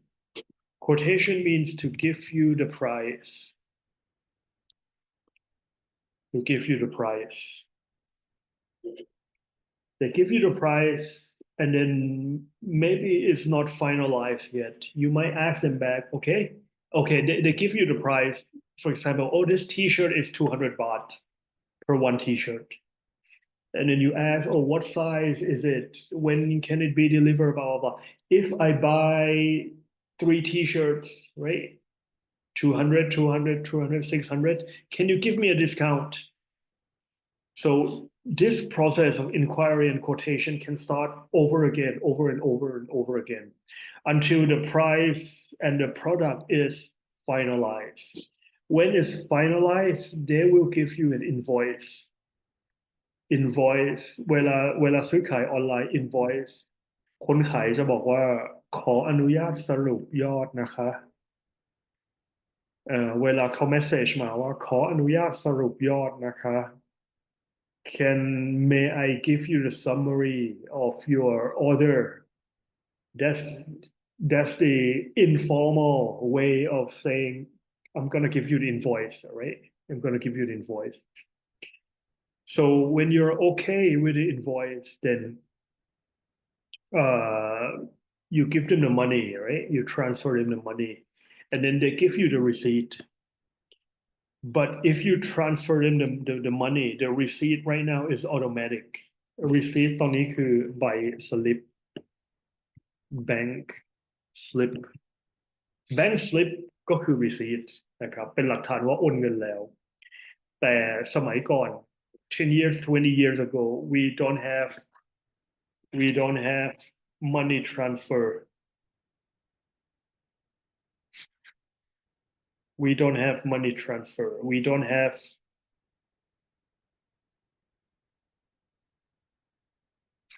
have K-Bank like this, right?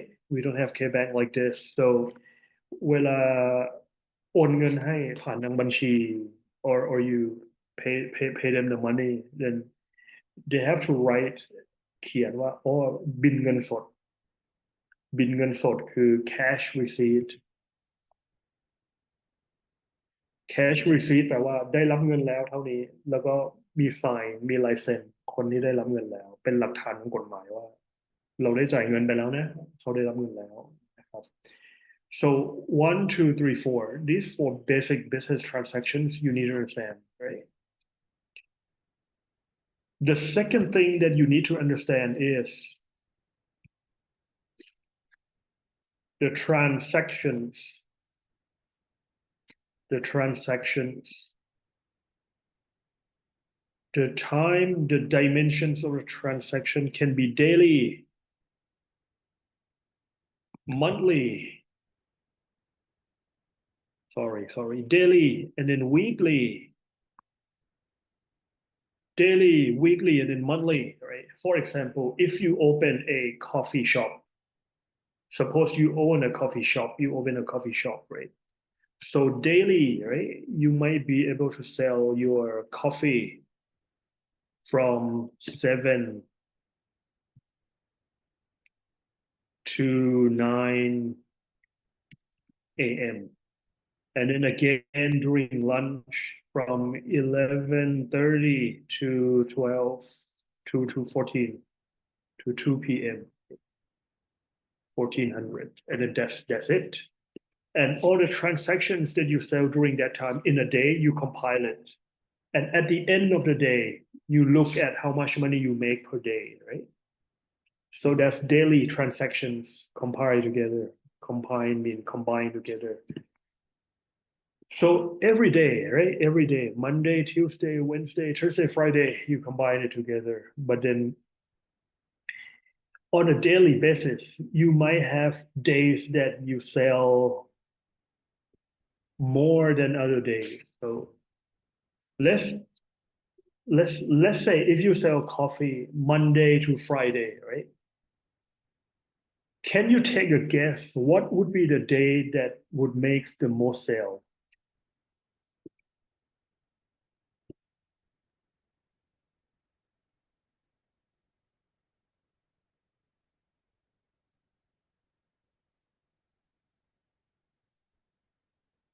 Can you guess, right? For fun, just for fun with me. Guess for fun, right? I don't sell coffee, maybe you don't sell coffee, but just using, logic and common sense, what day in a week you think would sell the most? Monday. Okay, a guy say Monday. I heard a lady saying, what day is it? Other students? Monday. Monday, right? Good guess. I would guess Monday too. Well, we all know that Saturday and Sunday, okay, no sales, right? No sales because it's a day off. But Monday through Friday, my guess is as good as yours. I believe Monday would be selling the most because Monday is the first day of work. People are sleepy, right? So most likely Monday should be selling the most. Okay, very good, very good. What about movies? When you go to movies, Monday to Friday on weekdays, and then Saturday, Sunday, what day sells? What day sell the most for movies? And what day sells the least? Can you guess? Just think logically.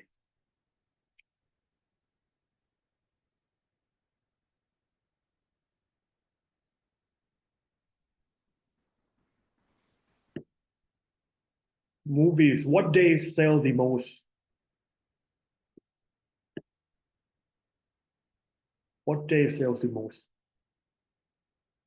Probably more than one day, right? That's why I put an S here.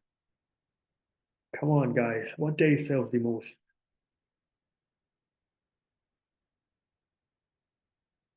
Monday, Tuesday, weekdays, or weekends, Saturday, Sunday, Friday?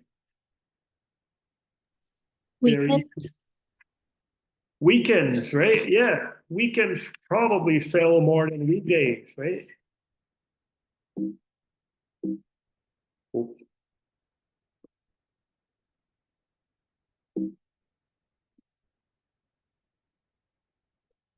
okay. Probably Friday, Saturday, and maybe Sunday. I don't know. Probably. What about the days that sell the least? Can you guess what day sells the least for movies?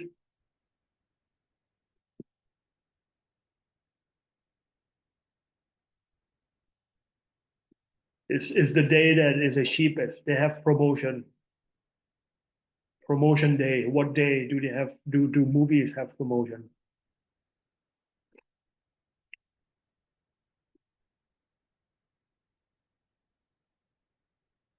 What days do you think? It's a Wednesday. Say again. It's a Wednesday. Wednesday. How do you guess that? Because I heard it before. You heard what? I heard it before. You heard it before. Yeah. I think Wednesday as well, because Wednesday is the well, when I was young, right? Not until recently. I don't know nowadays because after COVID I haven't watched movie at all. But since whenever a long time ago, Wednesday is the day that they sell the cheapest tickets. So before the movie tickets, when it was teenager, right, it was like 120 baht. But Wednesday they sell it at 80 baht. Wednesday only, both major and SFX. So we can logically assume that Wednesday is probably the day with the least traffic. That's why the movies owners they make promotions on Wednesdays to try to draw people in. Right? So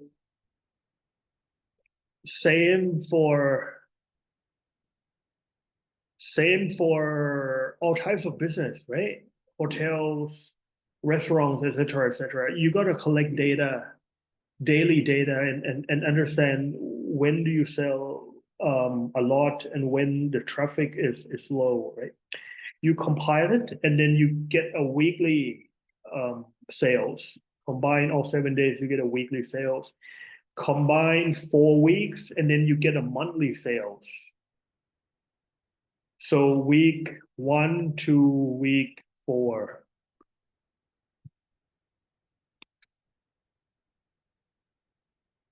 Week 1 to week 4. I think for many things in general, what week do you sell the most in general, you think?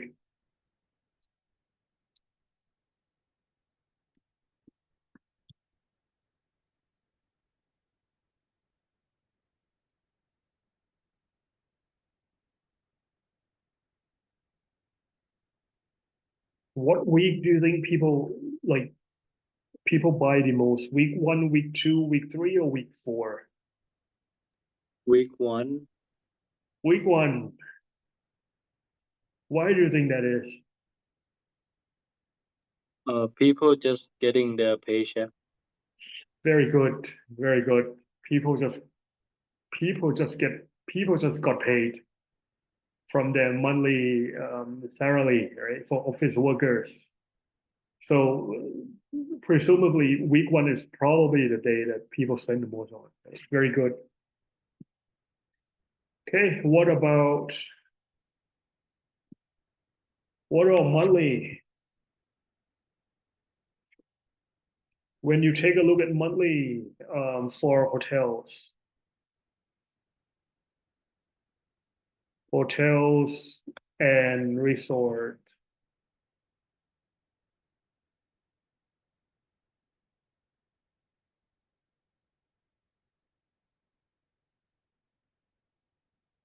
January to December, which month is high season and which month is low season?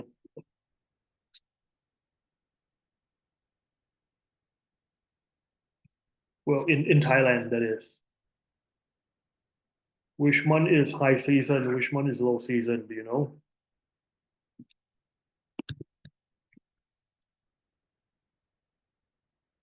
What month is high season in Thailand?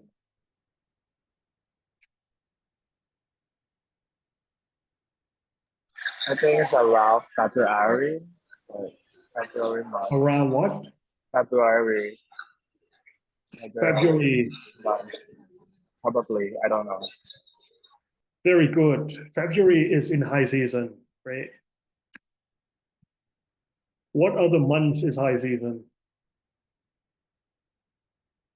April, April? yes, Why April? Very good answer.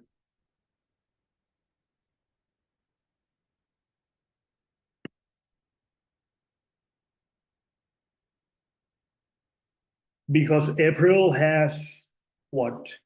Now is April. What are we having soon? because April has water festival. Yes, April has water festival. This is only according to Thailand, right? But in general, the month of high season is December to February. Like December, November, December, January, February. This 4 months. Why? Why?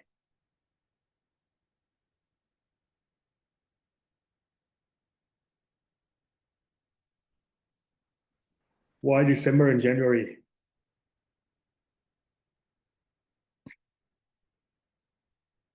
Because it's a new year. Because it's New Year. It's Christmas and New Year. And what else? Why else? It's cold. It's cold. Very good. It's cold in contrast to being hot and wet, right? So if it rains, not a lot of people want to travel. Why? When it rains, people don't want to travel. Why?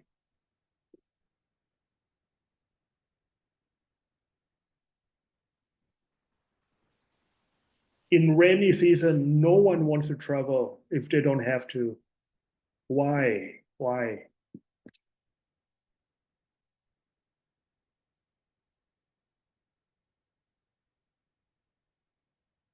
Why? Tell me why.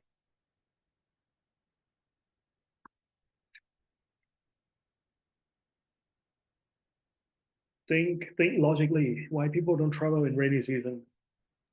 Because it's difficult to travel, like transportation. It's difficult. People get wet and it's dangerous.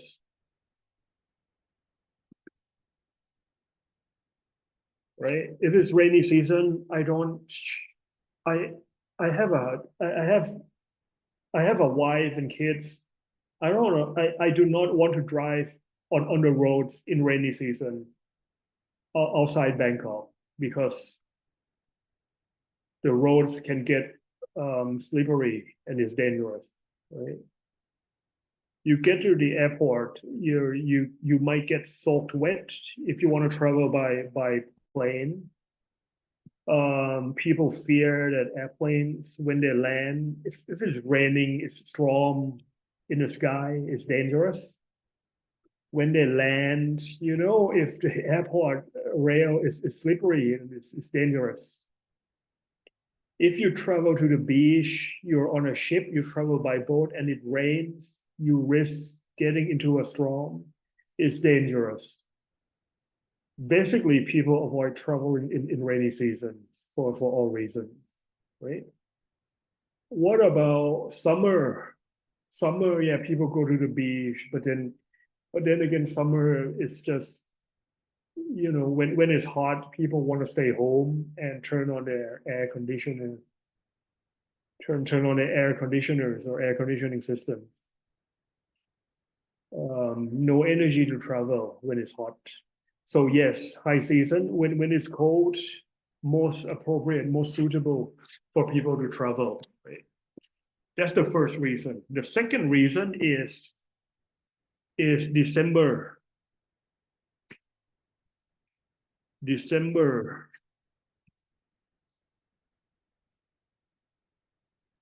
In January is bonus time, right? People get bonus. Bonus means like you have office people have salary, right? And bonus is salary times month.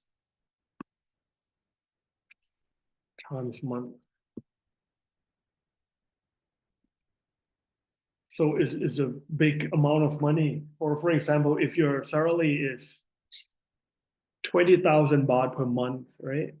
And then your performance of the company is so good, you have like a 5 months bonus. 5 months times 20,000, you have 100,000 baht coming for you in January. So people spend to like as a reward for themselves. So that's why December, January, February is high season, safe to travel, and the bonus hits your desk.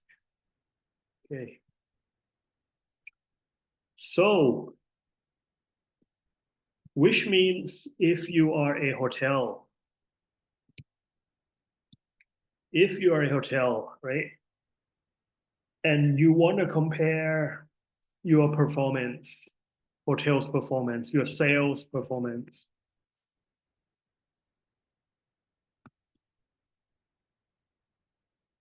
For example, if you work for a hotel, right, you guys, if you graduate and then you become a hotel manager, if you say something like,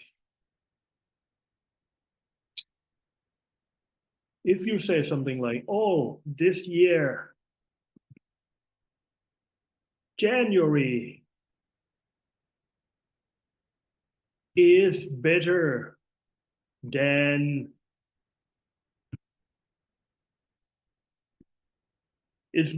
February, hooray! January is better than February, hooray!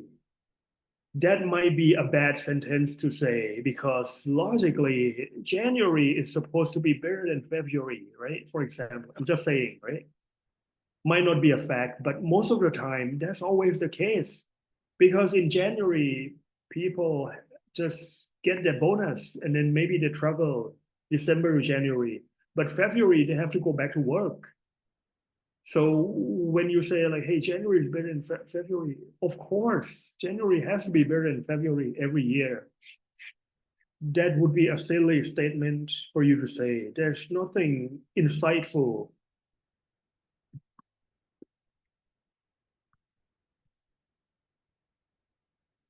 in that statement. Right? Nothing insightful in that statement.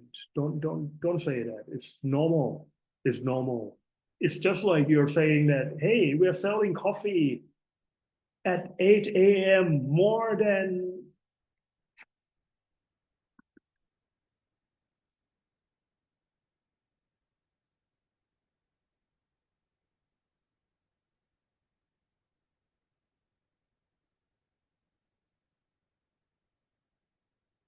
we're selling more coffee at 8 a.m. than 4 p.m. Yay. That is not an insightful statement, right? It makes you sound silly because, of course, you have to be able to sell more coffee at 8 a.m. in the morning than 4 p.m. when people are starting to finish work and going home, right? Same thing. January is better than February, or January is better than June. Every year is like that. Every year is like that. So what you need to do is you need to compare January this year compared to January last year. This might be more insightful.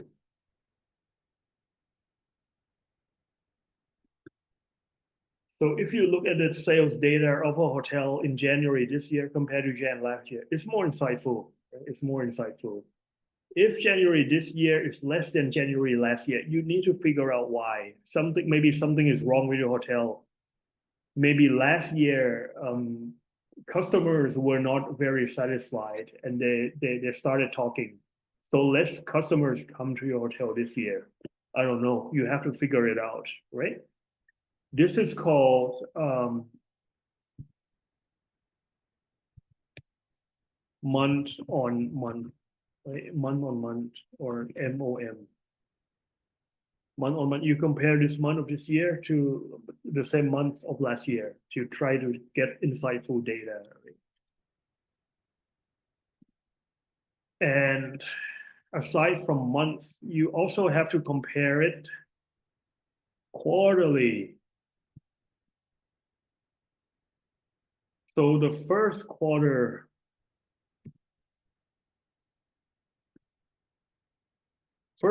is called Q1. Q1 is, can you tell me what month to what month?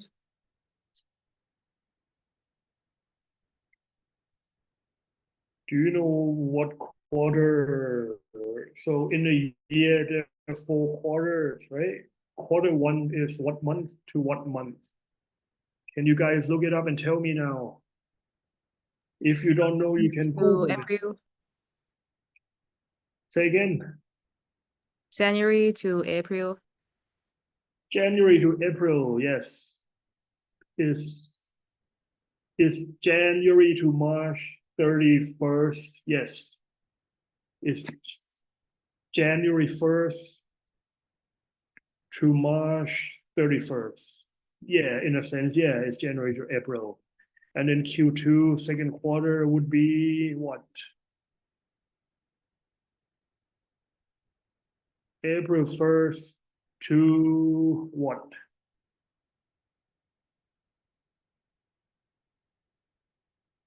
June. To June, right? June 30th. And then Q3 would be from July 1st to what? Help me out. July 1st to what? September 30th. September 30th. And then Q4 would be from October 1st to December 30th. 31st, December 31st. So if you work in hotels and tourism hotels, right? Usually first quarter Q1 and fourth quarter Q1 and Q4 probably has more sales than Q2 and Q3, right? Repeatedly. That's the nature of it. Okay. We also have something called semi-annual. So semi-annual is half a year, right? So half a year. So first half is Q1 and Q2.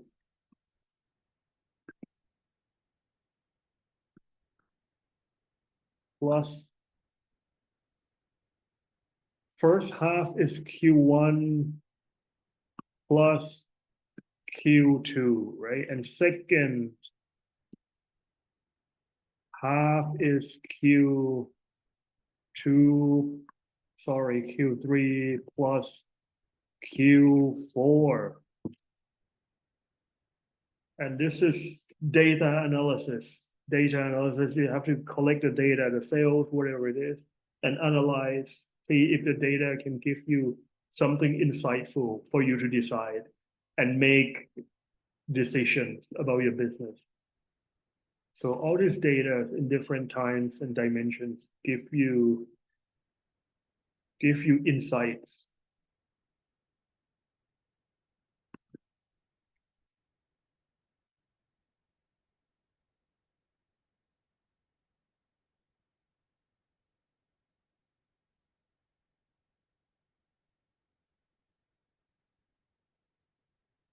Give you insights to make good decisions, to improve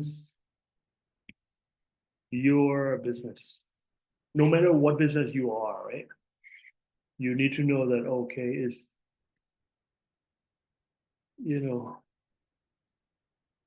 the patterns of time. There's also something called Q on Q. Q on Q means, for example, like Q1 of this year compare to Q1, right, of last year. It's called Q on Q. Q1 of this year compared to Q1 of last year. Right? Month on month and then Q on Q. Okay. So now that you understand the context of this confusing 5 slides, right? Confusing looking. So go through each one, right? I think you will understand them. They're talking about, well, these 5 slides are explaining the case that you are a travel agent company. Suppose you're a travel agent company. This is your invoice management system, your central system that collects all the invoice. Now you understand what an invoice is, right? Invoice is the sales made, right? So you have different channels of sales, right? You're selling airline tickets or whatever it is. Just hold on.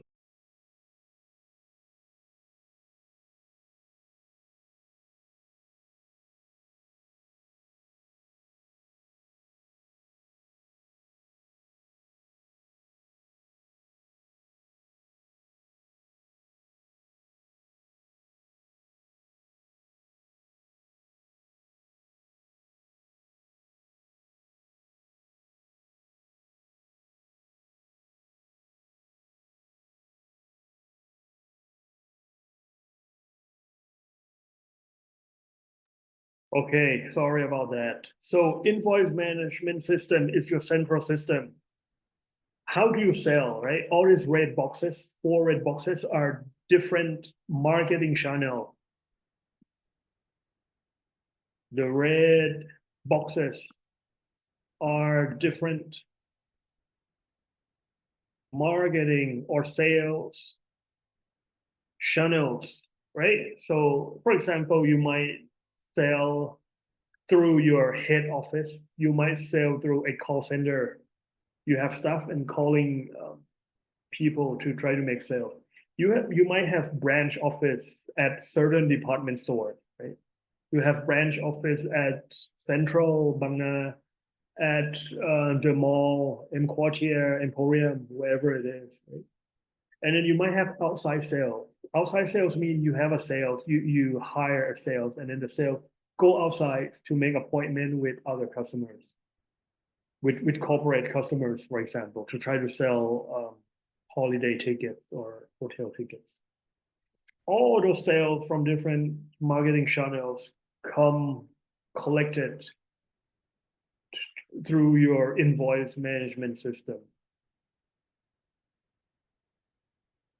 Okay, on a daily basis and on a weekly basis, right? And then monthly basis, quarterly basis, yearly basis, for example. That's it.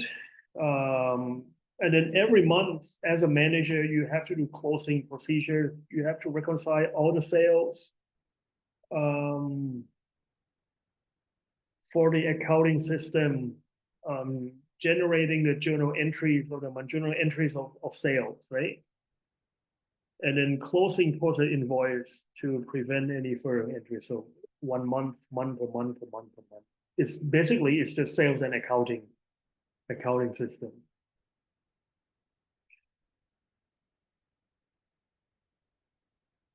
That's pretty much it. Invoice management system and then back office management. Back office, so there are two words. So front office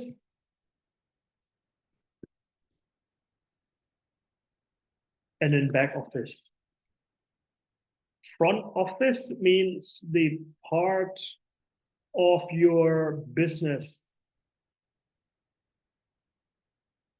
that deal with customers. For example,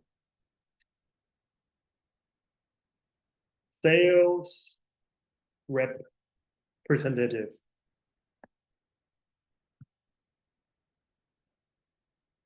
Sales department. Back office means the part of your business that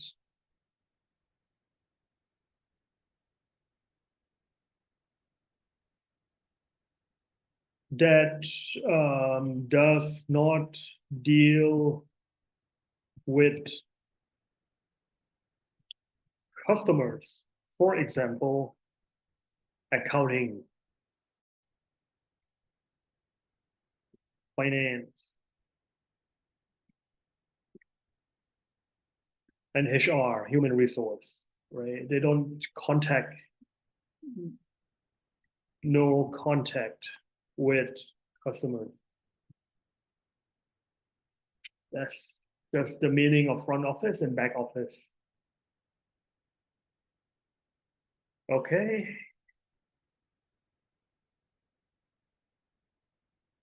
All right. Any questions for today? Do you have any questions for today? Fixed costs and variable costs, I'm going to save this for next class, all right? This is a pretty complicated stuff. It's not that complicated, but I don't want to explain half of it and leave you guys hanging because we have less than 10 minutes. So I'm going to explain this next class, which is tomorrow morning when we meet again at 10 a.m., right? Do you have any questions for today? Anyone have any questions for today? If no questions, I'm going to end the class a bit early, right? 10 minutes early. Okay. All right. Class dismissed. See you again tomorrow. Same time, not same time. See you again tomorrow at 10 a.m. All right. Have a nice day, everyone. Have a nice day. Right? Enjoy your dinner. See you again soon. Right? Bye-bye. Thank you. Thank you. You're Thank welcome. you. Thank you. Thank you. Bye-bye.